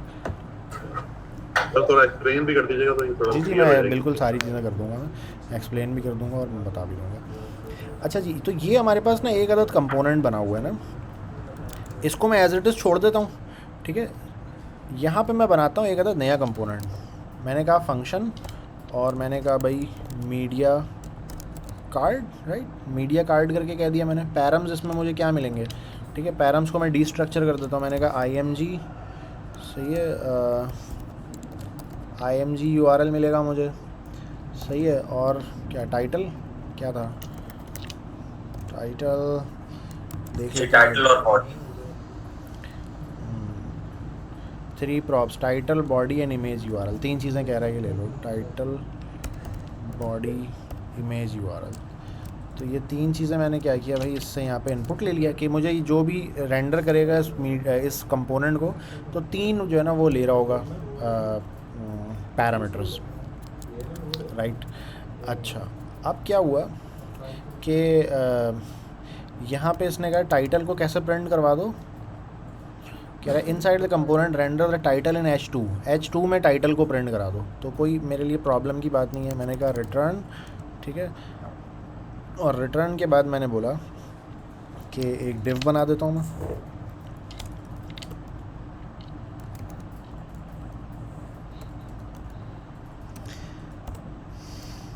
सही है, मैंने कहा कि भाई एक H2 है मेरे पास, उसमें मैंने कह दिया टाइटल को यहाँ प्रिंट कर दो भाई। अच्छा, टाइटल को मैं अगर सिंगल ब्रैकेट में नहीं करूँगा तो title as it is print हो जाएगा, तो मुझे सिंगल ब्रैकेट में करना होगा ताकि उसको पता चले कि ये जावास्क्रिप्ट है, ठीक है? अच्छा, ये app.js को ना मैं app.jsx कर रहा हूँ क्योंकि मुझे सजेशन नहीं दे रहा था ये, तो इसको मैं JSX कर रहा हूँ ताकि मुझे सजेशन दे ये सही तरह से। अच्छा, H2 में इसको मैंने प्रिंट कर दिया। फिर क्या कहा इसने भाई, बॉडी को P में कर दो। मैंने कहा P और मैंने कहा टैब, तो ये मुझे अब सही देने लग गया। और मैंने अब बोला इसको कि क्या कर दो भाई, बॉडी को यहाँ प्रिंट कर दो। अब बॉडी मेरी यहाँ प्रिंट हो गई। उसके बाद इसने कहा कि मेरे पास क्या है भाई, एक अदद इमेज URL है जिसको इमेज के टैग में आप प्रिंट कर दो। मैंने कहा IMG और टैब दबाया, तो ये मेरे पास SRC आ गया। अच्छा, SRC को मैं क्या कर सकता हूँ, http:// करके यहाँ पे मैं इसको एक URL दे सकता हूँ, बट मैं ये URL नहीं दूंगा। मैं इसको कहूँगा भाई URL आपको मिलेगा कहाँ से भला, URL आपको मिलेगा IMG URL में जो भी चीज़ आई है ना वही आपका URL है, उसी को प्रिंट करा दो आप, ठीक है। अल्टरनेट टेक्स्ट को फ़िलहाल मैं हटा देता हूँ, ठीक है, अभी के लिए, थोड़ी देर के लिए ये मैंने कर दिया। अच्छा, ये कंपोनेंट अभी बन के तैयार हो चुका है, लेकिन ये कंपोनेंट अभी स्क्रीन पे रेंडर नहीं होगा क्योंकि ये यूज़ सिर्फ बना है, अभी इस्तेमाल नहीं हुआ ये अभी तक, ठीक है। तो अब इसको मैं रेंडर कराने के ना मेरे पास दो ऑप्शन हैं। एक तरीका तो ये कि जो ऑलरेडी कोई कंपोनेंट रेंडर हो रहा है ना, यानी जैसे ये हेलो वर्ल्ड लिखा हुआ आता है, सही है, तो मैं यहीं पे इसको प्रिंट करा दूँ मीडिया कार्ड को, ठीक है। ये ऐसे करके मैं मीडिया कार्ड को प्रिंट करवा दूँ, ठीक है। अच्छा, जब भी मीडिया कार्ड को मैं प्रिंट करवाऊँगा तो मुझे क्या देना पड़ेगा, ये तीनों प्रॉप्स देने पड़ेंगे मुझे, अदरवाइज़ ये तीनों अनडिफाइन मिलेंगे और डिस्प्ले नहीं हो रहे होंगे। तो सबसे पहले मैंने कहा टाइटल दे दो इसको, टाइटल मैंने कह दिया अच्छा, टाइटल जो है ना मैं ऐसे भी दे सकता हूँ, मैंने कहा भाई मीडिया कार्ड 1 ऐसे करके, ठीक है। और स्ट्रिंग में मैं उसको सिंगल वाले को हटा भी सकता हूँ, लेकिन मैं हटाता नहीं हूँ ताकि ये भी एक एग्जांपल सेट हो जाए, हटा नहीं रहा मैं इसको फ़िलहाल के लिए। टाइटल के साथ साथ मैंने इसको दे दी बॉडी इक्वल्स, और अच्छा इस बारी मैं सिंगल ब्रेसेस नहीं लगा रहा क्योंकि स्ट्रिंग में मुझे सिंगल ब्रेसेस की ज़रूरत नहीं है। Some text body, some text of card, सही है। ये मैंने, अच्छा इसको मैं ये टेक्स्ट जो है हम पास कर रहे हैं, यहाँ पे रिसीव कर रहे हैं, ये मैं पास कर रहा हूँ, ये मैं पास कर रहा हूँ, मतलब हम मीडिया कार्ड के फंक्शन को कॉल कर रहे हैं। हाँ, ये मीडिया कार्ड के फंक्शन को हम कॉल कर रहे हैं, एग्जैक्टली मीडिया कार्ड के फंक्शन को हम यहाँ कॉल कर रहे हैं, और कॉल करते हुए हम कह रहे हैं यहाँ मीडिया कार्ड प्रिंट करो और ये प्रॉप्स के साथ प्रिंट करो। तो क्या होगा, ये पूरी जो चीज़ लिखी हुई है ना ये यहाँ पे प्रिंट हो जाएगी, और उसमें जो मैंने अकॉर्डिंगली अंदर कोड किया होगा उसके हिसाब से इन प्रॉप्स को यूज़ करेगा वो, ठीक है। नंबर 3 चीज़ मुझे क्या चाहिए, IMG URL, ठीक है। IMG URL भी क्योंकि एक स्ट्रिंग है तो इसमें मुझे सिंगल ब्रैकेट लगाने की ज़रूरत नहीं है, लगा दूँ तो सही है, नहीं लगाऊँ तो कोई मसला नहीं है। अच्छा, यहाँ पे मैंने इसको दिया https:// इमेज URL, राइट। अच्छा, इमेज URL में क्या करता हूँ, रैंडमली एक गूगल से कोई उठा लेता हूँ मैंने कहा कार, ठीक है, कार लिखा मैंने, मैं इमेज में गया, और इमेज में जाने के बाद ये मैंने कार की इमेज है, इसको मैंने कहा open image in new tab. तो जैसे ही मैं न्यू टैब करूँगा ना, ये मुझे लंबा सा URL ऊपर मिल गया, इसको मैंने क्या किया, कट, और कट करके ये पूरा URL मैंने यहाँ पे लाके पेस्ट कर दिया, ठीक है। तो मैंने एक्चुअली इसको क्या कर दिया, एक रियल इमेज का URL इसको मैंने पास कर दिया। तो ये मीडिया कार्ड क्या हो जाएगा, प्रिंट हो जाएगा, कहाँ पे, इस हेलो वर्ल्ड के फ़ौरन बाद। एक सवाल जी, अब वो कोड में वापस आएंगे VS कोड में, तो ये हमने मीडिया कार्ड का जो टाइटल है वो कर्ली ब्रेसेस में दिया, लेकिन बॉडी कर्ली ब्रेसेस में नहीं दी। दोनों ऑप्शन है मेरे पास, मैं यही बताना चाह रहा हूँ कि दोनों ऑप्शन है। मैंने इसलिए ऐसे करके दिया है कि पता चले कि अच्छा भाई ऐसे भी हो सकता है, ऐसे भी हो सकता है। बेहतर तरीका ज़्यादा 25 लाइन नंबर पे जो है वो है, क्योंकि स्ट्रिंग में आप सिंगल ब्रेसेस ना दें तो बेहतर है, बेहतर तरीका ये है। बट ये this is also an option. Sir ये हम ये मीडिया कार्ड के बाद जो हमने 3 लाइनें लिखी हैं 24, 25, 26 जी, ठीक है, हम इनको कट करके हम ऊपर ले जाएं और फंक्शन के अंदर ही कर दें और यहाँ से सिर्फ मीडिया कार्ड कॉल कर लें, तो उसमें क्या डिफरेंस होगा? एक मिनट, ये इमेज ना असल में बहुत बड़ी प्रिंट हो गई है, मैं इसको ज़रा छोटा कर देता हूँ, सही है। ये थोड़ा सा एडवांटेज समझ में नहीं आ रहा है इसका।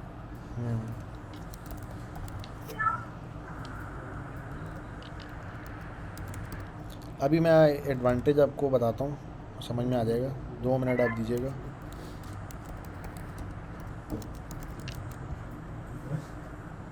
सही है।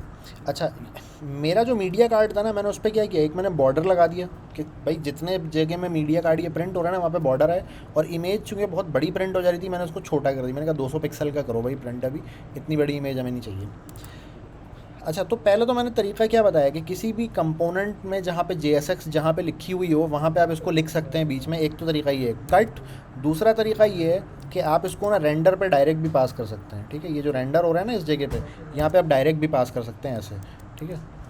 तो वापस हम आ जाते हैं यहीं पे, इसको कर देते हैं। अच्छा, अब दोस्त ने पूछा कि भाई मैंने ये इतना सारा बनाया यहाँ पे, और इतना सारा मैंने बनाने के बाद अब उसको मैं दोबारा से यहाँ पे उतना ही ऑलमोस्ट कोड लिख रहा हूँ मैं, तो ये फ़ायदा क्या हुआ इसका, मतलब हम ऐसा कर क्यों रहे हैं? हम ऐसा इसलिए कर रहे हैं, रीयूजेबल कंपोनेंट बनाने के लिए कर रहे हैं, ठीक है। अब नोट कीजिएगा कि हो क्या रहा है। मैंने इसको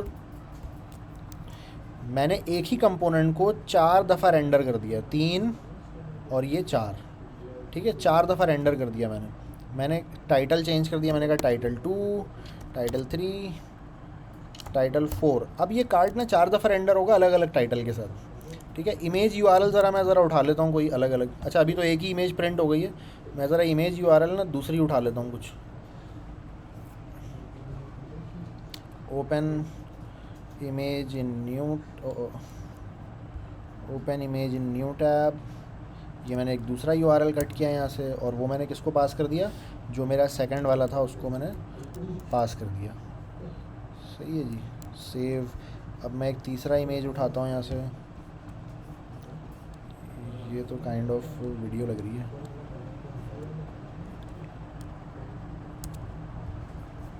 मैंने ये तीसरे वाले को पास कर दिया, और चौथे वाले के लिए अब मैं एक कोई चौथी अच्छी सी ये मैंने उठा ली भाई, GLI इसके लिए।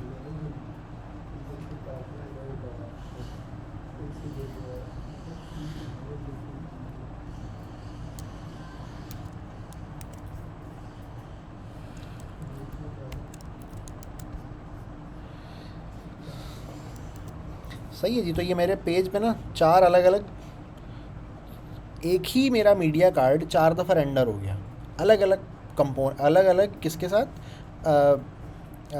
अलग अलग डेटा के साथ, इसको कह लें आप। अच्छा इसमें मैं मज़ीद कुछ स्टाइलिंग कर देता हूँ, ठीक है। मैं इसको कह देता हूँ भाई ये ब्लू है, सही है। अच्छा मैं इसको बोल देता हूँ भाई आप मार्जिन दे दो इसमें थोड़ा, मार्जिन मैंने दे दिया भाई इसको 5 पिक्सल का, ठीक है। मार्जिन का मतलब है एक दूसरे से दूर दूर रहेंगे, यानी जो ये जो चारों डिब्बे हैं ना ये थोड़े 5-5 पिक्सल के पास। अच्छा CSS हमने कवर नहीं की है इस कोर्स में, तो CSS अगर कोई एक्सप्लोर करना चाहता है तो वो स्टिल W3 स्कूल पे जाके एक्सप्लोर कर सकता है कि CSS क्या होता है, कैसे चलता है। लेकिन जस्ट मैं कुछ अप्लाई कर रहा हूँ इसमें चीज़ें, और बताना मकसद मेरा ये है कि आप नोट कीजिए ये एक ही कंपोनेंट है और ये 4 दफ़ा प्रिंट हो गया है, ठीक है।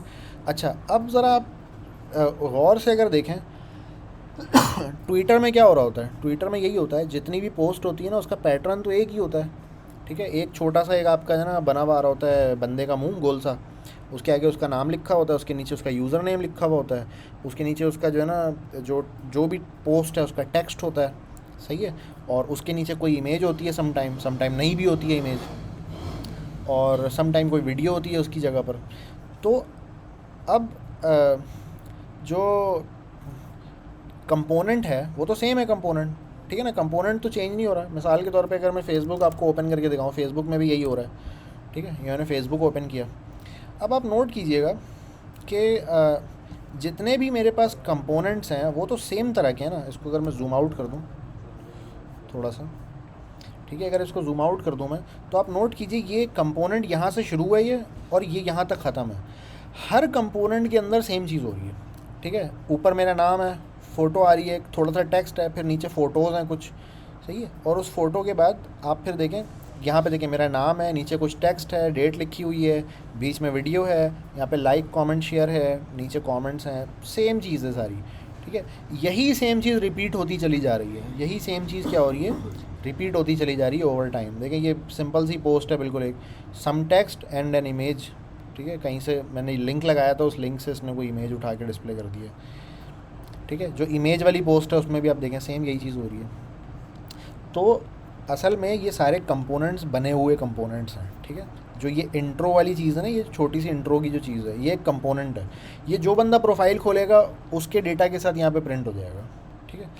अच्छा तो रीयूज़ेबिलिटी हमें मिली है इसकी वजह से। अच्छा अब आपका क्या ख्याल है कि ये जो कंपोनेंट बना हुआ है, हमने जो कंपोनेंट बनाया है, यानी मीडिया कार्ड की जो डेफिनेशन है, ये डेफिनेशन है ना मेरी मीडिया कार्ड की, कि ये बना हुआ है कि भाई मीडिया कार्ड जब भी प्रिंट होगा ये हरकतें होंगी कि बॉर्डर एक लगा हुआ आएगा, पीछे मार्जिन होगा, ठीक है, बैकग्राउंड कलर होगा उसका कुछ ना कुछ। इसको मैं बैकग्राउंड कलर भी दे देता हूँ एक, राइट।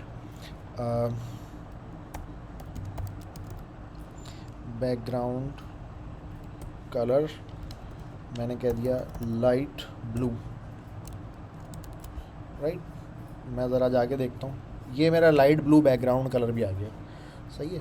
अच्छा इसके नीचे मैं बटन्स लगाना चाह रहा हूँ, अगर लाइक के शेयर के बटन लगाना चाह रहा हूँ तो मैं क्या करूँगा, मैं बटन लिखूँगा, मैं कहूँगा लाइक, सही है, उसके आगे मैं कहूँगा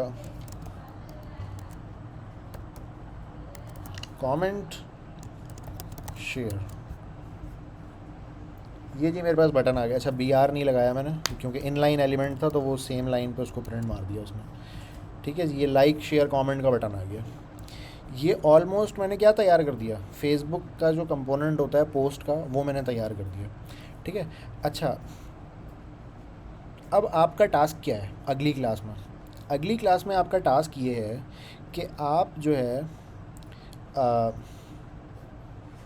फेसबुक का कोई भी पेज उठाएंगे, मेरा ही पेज उठा लो या कोई भी पेज उठा लो, उसमें से कुछ पोस्ट आपने स्क्रैप करनी है। ठीक है। स्क्रैप का मतलब ये है कि मतलब जो भी उसमें टेक्स्ट लिखा हुआ है वो अलग से एक जेसन में आपने लिखना है। ठीक है। काइंड ऑफ अ डेटाबेस एक आपने जेसन में बनाना है और उसको आपने इस तरह करके प्रिंट करना है। और आपको ये मीडिया कार्ड जो भी बना हुआ है बहुत बेसिक सा मीडिया कार्ड है। इस मीडिया कार्ड को आपने फेसबुक का जो कार्ड है, फेसबुक का भी ये मीडिया कार्ड ही है असल में, तो फेसबुक के मीडिया कार्ड से जितना करीब तरीन आपसे हो सके CSS को और HTML को इस्तेमाल करते हुए उतना आपको करना है। ठीक है। आप ऐसी छोटी सी गोल सी इमेज एक आनी चाहिए, नाम लिखा हुआ आना चाहिए, उसके नीचे एक टाइमिंग। अच्छा ये डेटा सारा बोगस डेटा भी हो सकता है, टेस्टिंग डेटा भी हो सकता है, ज़रूरी नहीं है कि आप रियल ऐसा आ रहा हो, मतलब कुछ भी टाइमिंग लिखी हुई आ रही है लेकिन कुछ आ रहा हो यहाँ पे। ठीक है। कुछ टेक्स्ट आ रहा हो यहाँ पे। ठीक है। इमेज 2-3 इमेज अगर लगाई हुई हो तो उसको हैंडल कर ले आपका कंपोनेंट। ठीक है। नीचे ये ऐसे बना हुआ आ रहा हो कि भाई इतने लोगों ने लाइक कर दिया है। ठीक है। फिर लाइक का एक बटन हो, बटन भले काम ना कर रहा हो, क्लिक करने से कुछ भी ना हो रहा हो, लेकिन बटन मौजूद हो वहाँ पे। ठीक है। कमेंट कितने लोगों ने कर दिया है, शेयर कितने लोगों ने कर दिया है, ऐसे लिखा हुआ आ रहा हो। ठीक है। नीचे कोई 1-2 कमेंट्स आ रहे हो जो मुझे दिखें, डिलीट ना हो सकें कमेंट ऐड ना हो सकें, फ़र्क नहीं पड़ता, लेकिन जस्ट हार्ड कोडेड ना कमेंट्स मेरे पास आ रहे हो लिखे हुए। ठीक है। और एक जेसन आपने अलग से बनाई हुई हो पूरी एक, तो ऐसे करके ना आपको एक बना के लाना है अगली क्लास में टास्क। ठीक है जी।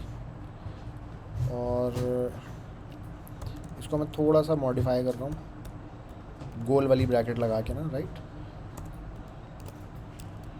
ठीक है। क्योंकि मेरा एक सिंगल डिव है, इसको मैंने एरो फंक्शन बना दिया। ये असल में मैंने क्या कर दिया था, कीवर्ड वाला बना दिया था ना, const media card equals to, ये मैंने इसको एरो फंक्शन वाले में कन्वर्ट कर दिया गोल ब्रैकेट वाले में, जो थोड़ी देर पहले हमने अभी उसकी एग्जांपल करके देखी थी, मैंने उसमें कन्वर्ट किया इसको। ठीक है। थोड़ा सा क्लीन हो जाता है इस तरह करने से, और तो कोई ज़्यादा फ़र्क नहीं है। ठीक है जी। तो ये मीडिया कार्ड को ना फेसबुक के कार्ड से करीब तरीन बनाना है। अच्छा किसी को अगर ट्विटर पसंद है तो ट्विटर के से करीब तरीन बना लो भाई, एक ही बात है। मतलब मेरा फेसबुक कोई रिश्तेदार नहीं है, ना ट्विटर मेरा कोई रिश्तेदार है। मेरा मकसद जस्ट ये है कि आपका हैंड्स ऑन हो जाए, कि आप एक कंपोनेंट ना रीयूजेबल बनाना सीख लें आप, राइट।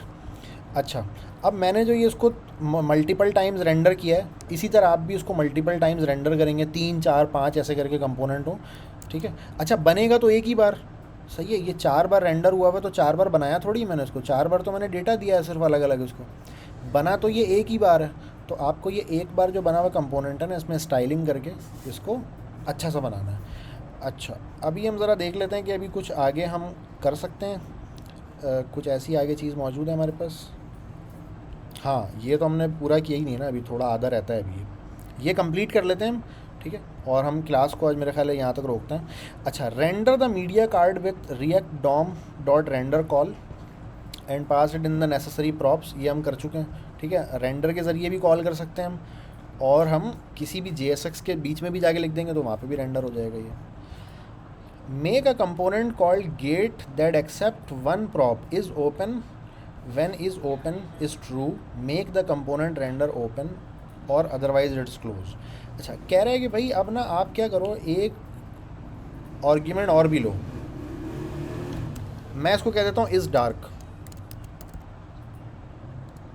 सही है। इज़ डार्क कह दिया मैंने, इसको कॉपी किया मैंने। अच्छा चारों में मुझे पास भी करना पड़ेगा। इज़ डार्क मैंने किसी में कह दिया ट्रू, सही है, किसी में मैंने बोला भाई ट्रू है इज़ डार्क, और किसी में मैंने बोला कि इज़ डार्क जो है वो फॉल्स है, राइट। और मैंने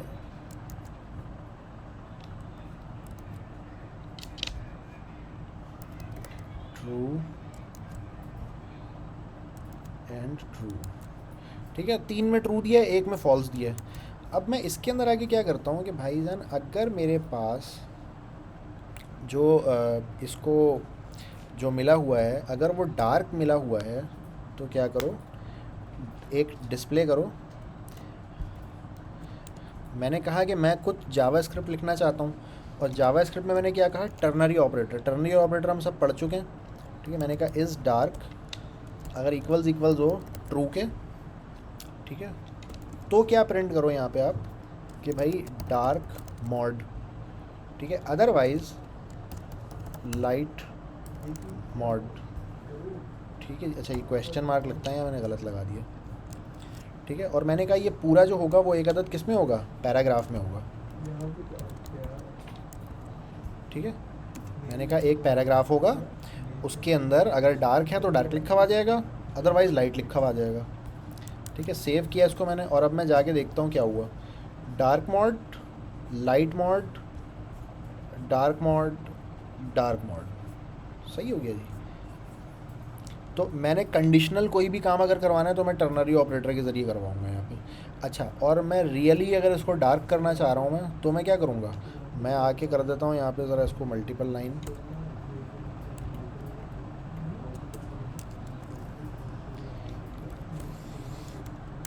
और मैंने कह दिया भाई कि सॉरी, मुझे क्लास लगानी पड़ेगी ना यहाँ पे, क्लास नेम लगानी पड़ेगी। क्लास नेम, अच्छा क्लास नेम जो है ना उसको मैं स्ट्रिंग पास कर रहा हूँ, मैं उसको जावास्क्रिप्ट भी पास कर सकता हूँ। मैंने कहा भाई कि क्लास नेम क्या हो गया आपका, कि अगर यहाँ पे इज़ डार्क मॉड, ठीक है, इक्वल्स इक्वल्स है अगर ट्रू के, तो आप क्या करो, यहाँ पे पास कर दो डार्क मॉड क्लास, ठीक है, अदरवाइज़ आप पास कर दो लाइट। सर ये करने से पहले इसने कैसे इसको सेंस किया कि डार्क मोड लाइट है या डार्क मोड है या लाइट मोड है, इससे पहले जो आपने कराया? देखिए मैंने सिंपली क्या पास किया, यहाँ पे से एक पैरामीटर पास किया, ठीक है। जब ये मीडिया कार्ड रेंडर करने लगा मैं इस बारी पहली बार, तो मैंने कहा भाई डार्क मोड के अगेंस्ट मुझे ट्रू पास किया मैंने। सेकंड टाइम जब करने लगा तो मैंने फॉल्स पास किया, ठीक है। तो जब पहली बार जब ये रेंडर हुआ तो यहाँ पे टर्नरी ऑपरेटर लगा हुआ था। टर्नरी ऑपरेटर हम पहले पढ़ चुके हैं इस क्लास में जावास्क्रिप्ट के टाइम पर। तो ये सिंपल एक इफ़ की तरह काम करता है कि भाई इस डार्क मोड अगर ट्रू है तो आप ये प्रिंट कर दो, अदरवाइज़ ये प्रिंट कर दो, ठीक है ना। सिंपल सी एक चीज़ मैंने कर दी, यानी एक पैराग्राफ में जो भी चीज़ डिस्प्ले हो रही थी उसको मैंने कंडीशनली डिस्प्ले करवा दिया, ठीक है, इंस्टेड ऑफ के मैं हार्ड कोडेड लिखता। तो अब ये कंडीशनल डिस्प्ले हो गया। अच्छा, फिर मैंने क्या कहा, मैंने कहा क्लास भी दे देता हूँ इसको ना, डार्क की पूरी क्लास ही दे देता हूँ मैं इसको। अच्छा, डार्क की मैंने पूरी क्लास की कि भाई अगर इस डार्क अगर ट्रू है तो क्लास नेम की जगह पे क्या आ जाए, डार्क मोड क्लास आ जाए, अदरवाइज़ लाइट मोड क्लास आ जाए। अच्छा, अब ये dark mode class light mode class ना लग तो गई है, लेकिन ये बनी भी नहीं है क्लास अभी, राइट। लेकिन पहले ज़रा हम देख लेते हैं कि इसको पिक कर रहा है कि नहीं कर रहा है ये, ठीक है। मैं ज़रा यहाँ पे आया, डार्क मोड जिसमें ट्रू है ना इस पर गया मैं, तो आप देखें डार्क मोड क्लास लगा हुआ है इस पर लाइट मोड क्लास लगा हुआ है, ठीक है। इस पर फिर डार्क मोड, क्योंकि डार्क मोड अभी बना हुआ नहीं है क्लास, मेरे पास क्लास बनी हुई नहीं है डार्क मोड की, तो इसलिए वो अप्लाई नहीं हो रहा। तो मैं क्या करता हूँ, app.css जो कि एक डिफ़ॉल्ट इसमें CSS की फ़ाइल बनी हुई है, मैं उस फाइल में जाता हूँ, ठीक है। ये देखें इंपोर्ट हुआ हुआ है, ये हमने पहले हाथ से किया था, अभी ये पहले से हुआ हुआ है क्योंकि ये बॉयलर प्लेट बना के मिलता है आपको छोटा सा ही। app.css में गया, इसमें जो भी कुछ मौजूद था उसको मैंने उड़ा दिया क्योंकि उस चीज़ों की मुझे ज़रूरत नहीं है। मैंने कहा डॉट क्या था मेरा, डार्क मोड क्लास। मैंने कहा डार्क मोड क्लास की एक बनाओ क्लास इस नाम से, और उसमें क्या कर दो आप, बैकग्राउंड कलर जो आप कर दो वो कर दो आप ब्लैक, ठीक है। रिफ़्रेश किया मैंने, ये क्या हुआ, नहीं हुआ।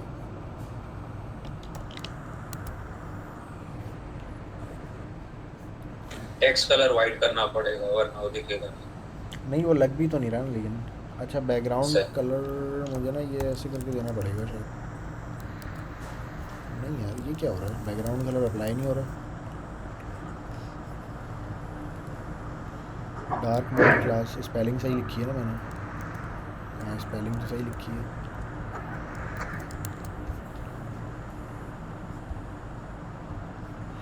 देखता हूँ कि क्या चक्कर है। ये डार्क मोड वाले पे ओके। अच्छा, ये असल में हो ये रहा है कि इसकी प्रेसिडेंस कम होती है। जो मैंने इन लाइन लिखा हुआ है उसकी प्रेसिडेंस ज़्यादा होती है। तो इन लाइन मैंने क्या लिखा हुआ है, बैकग्राउंड कलर लाइट ब्लू, तो ये उसको ना ओवरराइड कर दे रहा है। तो इसको मैंने यहाँ से हटा देना है, ठीक है। तो अब वो अप्लाई हो चुका है ऑटोमेटिकली, ठीक है। अच्छा, मुझे डार्क मोड जैसे ही मैं करूँगा तो मुझे कलर भी वाइट करना पड़ेगा, क्योंकि टेक्स्ट का कलर क्या हो जाएगा फिर, इनविजिबल हो जाएगा। टेक्स्ट का कलर मैंने कर दिया वाइट।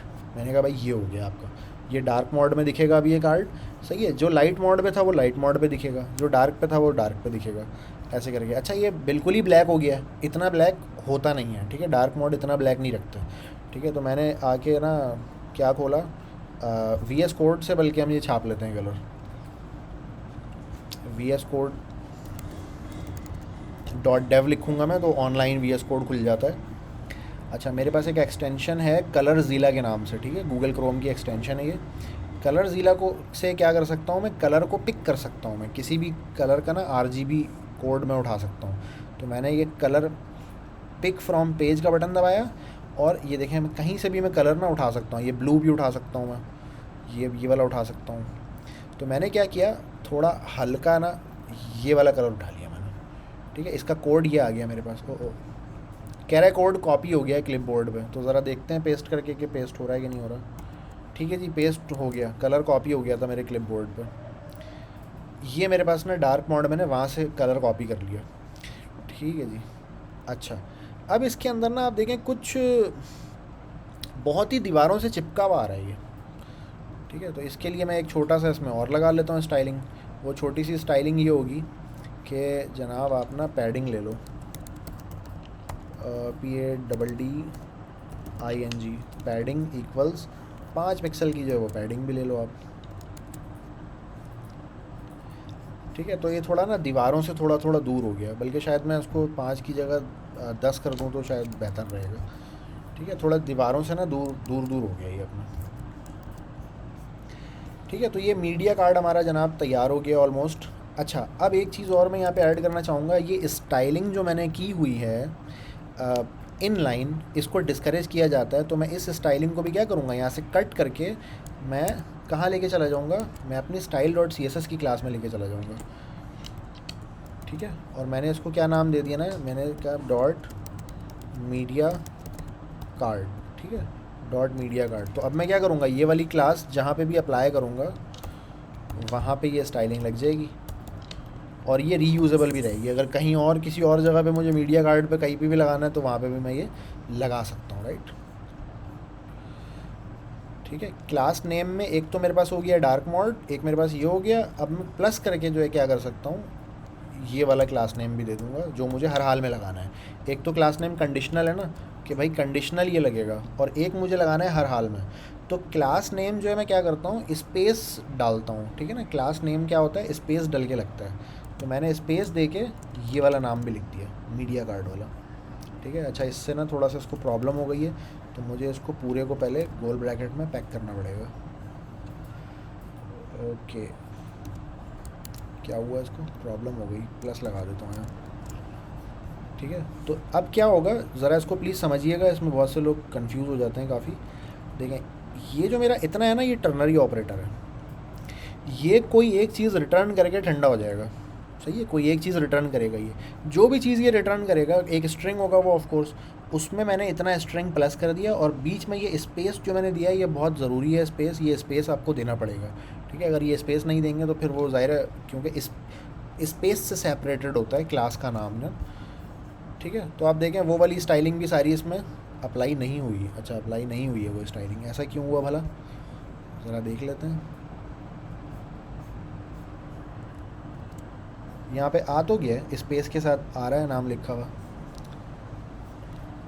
स्पेस सेपरेटेड ही होता है ना, देख लेता हूँ मैं।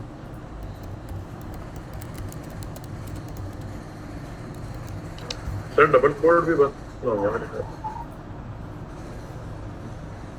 स्पेस सेपरेटेड ही होता है बाय द वे।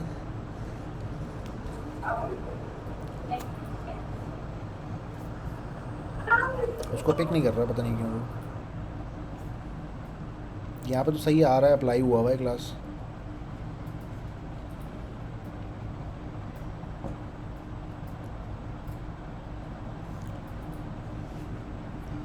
अच्छा यहाँ पे अप्लाई हुआ हुआ है लेकिन इस पर क्रॉस लगा हुआ है, इसका मतलब है किसी दूसरी चीज़ ने इसको ओवरराइड कर दिया है।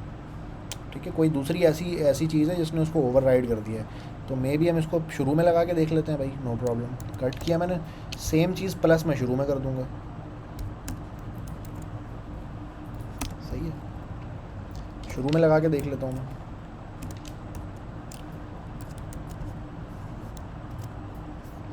अभी भी इसको कोई चीज़ ओवरराइड कर रही है, अब ये नहीं पता कि ओवरराइड इसको कौन कर रहा है। इनलाइन तो हमने अभी कुछ नहीं लगाया हुआ, ओवरराइड कौन कर रहा है इसको। इनलाइन एक स्टाइल का टैग नहीं था? वो मैंने हटा दिया ना, वो हमने यहाँ लगा दिया है, मीडिया कार्ड पे लेकर चले गए उसको। सही।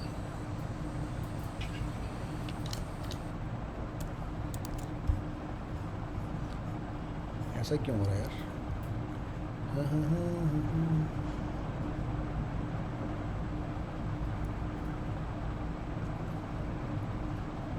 मीडिया कार्ड की स्पेलिंग भी बिल्कुल सही है, सब कुछ ओके है।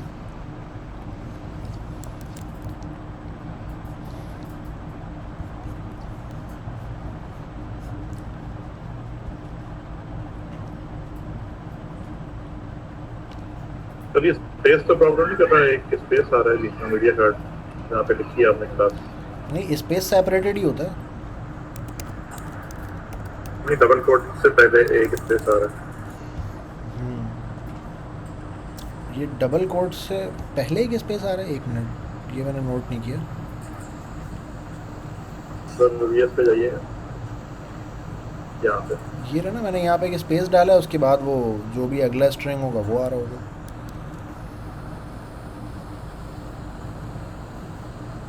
खैर हम ऐसे ही सर्च कर लेते हैं ना, multiple class names in React search कर लेते हैं। शायद मैं कुछ मिस कर रहा हूँ, भूल गया हूँ, कभी निकल जाता है ध्यान से बंदे के कि मल्टीपल क्लास नेम जो वो इसमें लोग कैसे पास कर रहे हैं। ओके, अच्छा ये कह रहा है कि भाई बैकटिक से करके करो, ये कह रहा है बैकटिक से कर लो, तो बैकटिक से कर लेते हैं भाई। अच्छा कह रहा सेम चीज़ बैकटिक से करो तो हो जाए। हाँ वैसे बात तो सही है, ये प्लस प्लस लगा के तो अब नहीं करते ना, अब तो हम बैकटिक वाले तरीके से, ज़्यादा नया तरीका जो है वो यही है, तो बैकटिक से कर लेते हैं भाई, उससे करके ट्राई कर लेते हैं। प्लस नहीं लगेगा ऑफ कोर्स इसके अंदर, अब इसमें लगेगा ये इस तरह करके।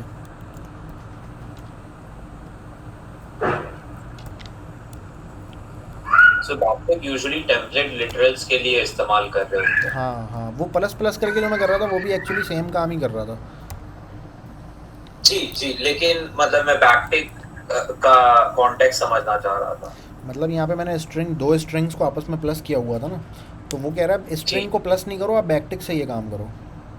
हाँ, लेकिन बैकटिक में फिर वो प्लस क्यों नहीं लगाना पड़ता, ये मैं समझ नहीं। बैकटिक वो टेम्पलेट्स के लिए बना हुआ है ना। मिसाल के तौर पे अगर मैं क्या कहता हूँ कि भाई ऐसे मेरे पास दो वेरिएबल्स हैं, जैसे मिसाल के तौर पे अगर मेरे पास है लेट, ले लो। हाँ let quality equals to good, ऐसे करके लिखा हुआ है। ठीक है, अब मुझे स्क्रीन पे प्रिंट कर रहा है I am a good boy, तो मैं लिखूँगा आई एम आ, सही है। वैसे करके मैं दो स्ट्रिंग को पहले लगाऊंगा, ठीक है, फिर मैं प्लस करूँगा इसमें क्वालिटी, सही है, सही, और फिर उसके बाद लिख दूंगा मैं बॉय, ऐसे करके। सही सही सही। अच्छा स्पेस भी डालना पड़ेगा मुझे, अदरवाइज़ वो ए से चिपका के रख देगा फिर। ठीक है, यहाँ पे मुझे बॉय से पहले भी स्पेस, क्योंकि क्वालिटी को चिपका ना दे बॉय से। ठीक है, ऑन अदर एंड अगर मैं सेम चीज़ बैकटिक में करता हूँ तो मैं क्या लिखूँगा, आई एम आ, सही है, और मैं कहूँगा Q U A quality boy, तो this one is much cleaner approach. तो वो कह रहा है कि भाई आप ये प्लस प्लस क्यों कर रहे हो, आप इसको बैकटिक करके करो। तो मैंने बैकटिक किया, अभी देखते हैं कि बैकटिक करने से कुछ फ़र्क पड़ा है कि वही चीज़ है, तो हम ज़रा जाके देख लेते हैं। अच्छा बैकटिक से भी फ़र्क नहीं पड़ा उसको एक्चुअली, तो मतलब ये पता नहीं क्या हो रहा है यार। ये तो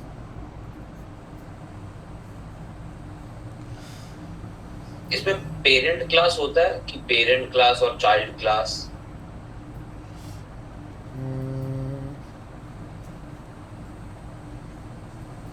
पेरेंट क्लास वाला तो सीन नहीं है, लेकिन हाँ स्टिल मैं ये काम कर सकता हूँ अभी फ़िलहाल के लिए, क्योंकि अभी मेरे समझ में नहीं आ रहा कि वो कैसे चल रहा है। ठीक है, तो मैं डार्क और लाइट दो बना देता हूँ। मिसाल के तौर पे लाइट मॉड का कोई नहीं बना हुआ ना मेरे पास, लाइट मॉड क्लास। तो इसमें मैं कह देता हूँ कि भाई बैकग्राउंड का कलर होगा वाइट, ठीक है, और कलर इसका होगा ब्लैक। सही है, और ये जो कॉमन प्रॉपर्टी है ये मैं दोनों में ऐड कर देता हूँ, यही कर सकता हूँ फ़िलहाल मैं। कॉमन प्रॉपर्टी मैं दोनों में ऐड कर दूँ। सही है, ये कॉमन प्रॉपर्टी दोनों में ऐड कर दी, इसको मैंने हटा दिया फ़िलहाल के लिए। यार ये अभी भी नहीं अप्लाई हो रही, ये क्या सीन है? अच्छा, इनके ये index.css में तो नहीं कुछ इस तरह का हुआ हुआ? मैं कट कर देता हूँ इसको ज़रा। ये एक CSS की फ़ाइल और भी थी, उसमें कुछ लिखा हुआ था इन्होंने। अच्छा हाँ, उसको मैंने कट किया तो ये कुछ थोड़ा फ़र्क तो पड़ा है। और भी कहीं पे कोई स्टाइलिंग लगाई हुई है इन्होंने?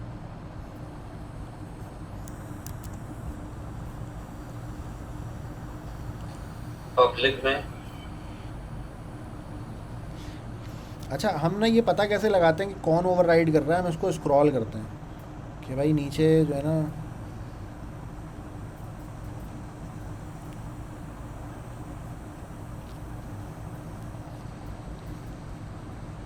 ये कह रहा है app.css की लाइन 4 के बारे में कुछ कह रहा है। app.css की लाइन 4 पे ये लगा हुआ है, इसको इन्होंने ओवरराइड कर दिया है। यहाँ पे ओवरराइड का कोई मैसेज, इनवैलिड प्रॉपर्टी वैल्यू। क्या बॉर्डर इस तरह से नहीं डलेगा? Border in React. यार ये ऐसा हुआ नहीं मेरे साथ पहले कभी, आज ही हो रहा है।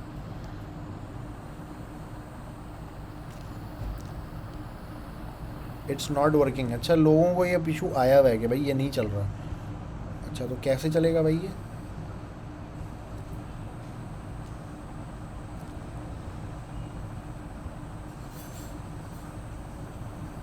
अच्छा, उसको स्टाइल के ऑब्जेक्ट में डालना पड़ेगा शायद। अच्छा, ये तो इसने लगाया हुआ गलत है ना, इसने बेस के अंदर करके नहीं, ये इशू हमारा है नहीं। How to set style border. Okay, वो सिंगल कोट्स नहीं लगेंगे उसमें। नहीं, सिंगल कोट के साथ चल रहा है ये तो।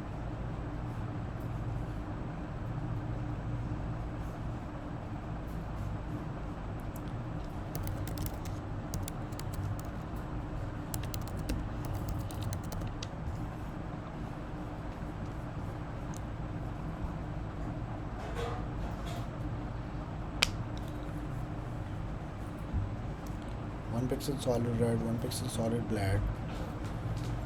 बिल्कुल परफेक्ट है यार, सब कुछ सही है। मैं इसी स्टाइल को ज़रा हाथ से लगा के देख लेता हूँ यहाँ पे इस जगह पे। मैंने कहा भाई बॉर्डर 1 पिक्सल सिंगल कोट में या डबल कोट में 1 पिक्सल सॉलिड ब्लू। थोड़े इसको भी मना कर रही है। इसमें से डबल कोटेशन अगर मैं हटा दूँ तो ओके, माई बैड। ठीक है, इसमें डबल कोट्स नहीं लगेंगे। माई बैड, इसमें भी नहीं लगेंगे।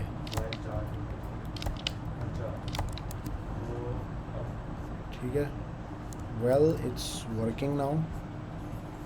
सही है, तो हम वापस अपने पुरानी वाली अप्रोच पे आ जाते हैं, क्योंकि प्रॉब्लम आइडेंटिफाई हो गई है कि ये क्यों हो रहा था। इसमें डबल कोट्स इसमें नहीं आएंगे।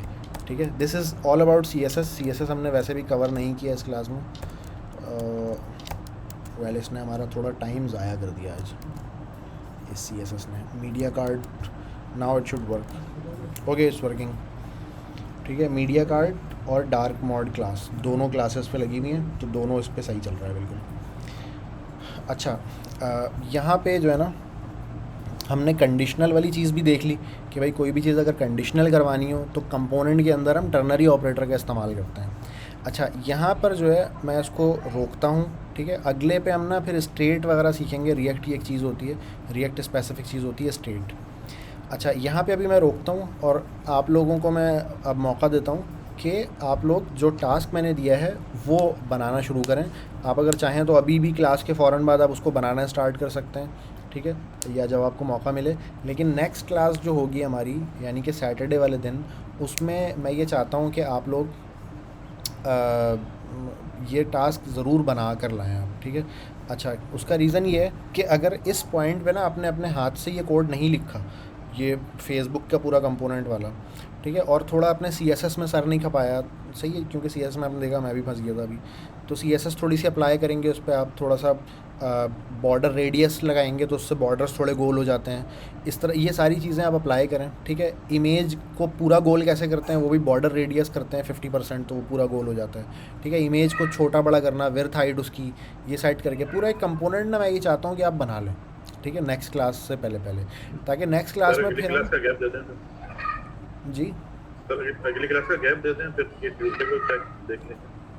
नहीं, असल में हमारे पास ना टाइम भी बहुत कम है, तो ये अब गैप वाला सीन नहीं हो सकता। मेरा ख्याल है कि अगर आप कंटिन्यूसली 2 घंटे या 3 घंटे इस पे लगाते हैं ना, तो ये हो जाएगा काम, ये मतलब इतना मुश्किल नहीं है ये, ठीक है। 2-3 घंटे लगाने की बात है बस, लेकिन कंटिन्यूसली बैठने की बात है, बैठना पड़ेगा आपको, तो ये कर लें आप। अच्छा, ताकि अगली क्लास में ना फिर हम लॉजिकल चीज़ों की तरफ मूव करें, ठीक है। ये तो हो गया कि भाई बनेगा कैसे, बिल्डिंग ब्लॉक्स हमने सेट कर लिए। अब दूसरा ये कि भाई रिएक्ट के अंदर वेरिएबल्स जो है, एक स्पेशल किस्म का वेरिएबल होता है जिसको हम कहते हैं स्टेट, तो वो हम देखना शुरू करेंगे, ठीक है। फिर एक इफेक्ट नाम की चीज़ होती है, यूज़ इफेक्ट, हम उसको देखना शुरू करेंगे, ठीक है, ताकि हम जल्दी से मूव ऑन कर पाएँ। यहाँ तक हमने हेलो वर्ल्ड की चीज़ें ना, जो बिल्डिंग ब्लॉक्स को सजाने वाली चीज़ें थी, वो हमने कंप्लीट कर ली हैं। अच्छा, और ये फेसबुक वाला कंपोनेंट पूरा बना के आपको इसको होस्ट करना है, ठीक है। जिस बंदे का असाइनमेंट बना हुआ होगा लेकिन वो होस्टेड नहीं होगा, वो एक्सेप्टेबल नहीं है, ठीक है। आपको उसको होस्ट करना है, फायरबेस पे होस्ट कर लें आप। उसके अलावा नेटलीफाई पे, वो भी फ्री होस्टिंग देता है, नेटलीफाई पे होस्ट कर सकते हैं आप, ठीक है। एक और है उसके अलावा सर्ज है, SURG, सर्ज, उस पर भी फ्री होस्टिंग होती है, वहाँ पे भी कर सकते हैं, ठीक है। फायरबेस होस्टिंग तो मैं करके बता ही चुका हूँ। तो जहाँ पे भी आपको कंफर्टेबल हो वहाँ पे आप इसको होस्ट करके उसका लिंक, उसका URL आप मुझे सेंड करेंगे, और ये पूरा कोड आपके गिटहब की प्रोफाइल में भी पुश होना चाहिए, ठीक है। आप मुझे अपनी गिटहब का लिंक देंगे, उसमें पूरा कोड होगा, साइड में एक URL आ रहा होगा, ठीक है। और ये इंशाल्लाह आपका जो है ना इस तरह से एक्सेप्ट होगा असाइनमेंट। अच्छा, एक दोस्त ने जो है ना मीडिया कार्ड का लिंक अभी बना के भेज भी दिया है, वेल डन यार, अरे क्या बात है, ज़बरदस्त भाई, ठीक है। इन्होंने इतना तो बना लिया जितना आज क्लास में, लेकिन ये ज़ाहिर है असाइनमेंट जो था उस पर ये पूरा नहीं उतरेगा, क्योंकि उस पर वो फेसबुक से करीब तरीन या ट्विटर से जो आपको पसंद है उससे करीब तरीन बनाना है। लेकिन यार बहुत ज़बरदस्त, कौन है ये भाई, ज़ियाद बेग, वेल डन यार, ज़बरदस्त, बहुत अच्छा बनाया आपने ज़ियाद।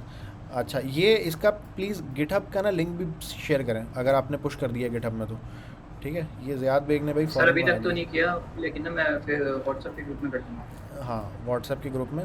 और ये हाँ चलें, सही है, इंशाल्लाह फिर मुलाकात रहेगी आपसे नेक्स्ट क्लास में, बाय। किसी का कोई सवाल अगर है तो वो पूछ सकता है, मैं हूँ अभी 2 मिनट।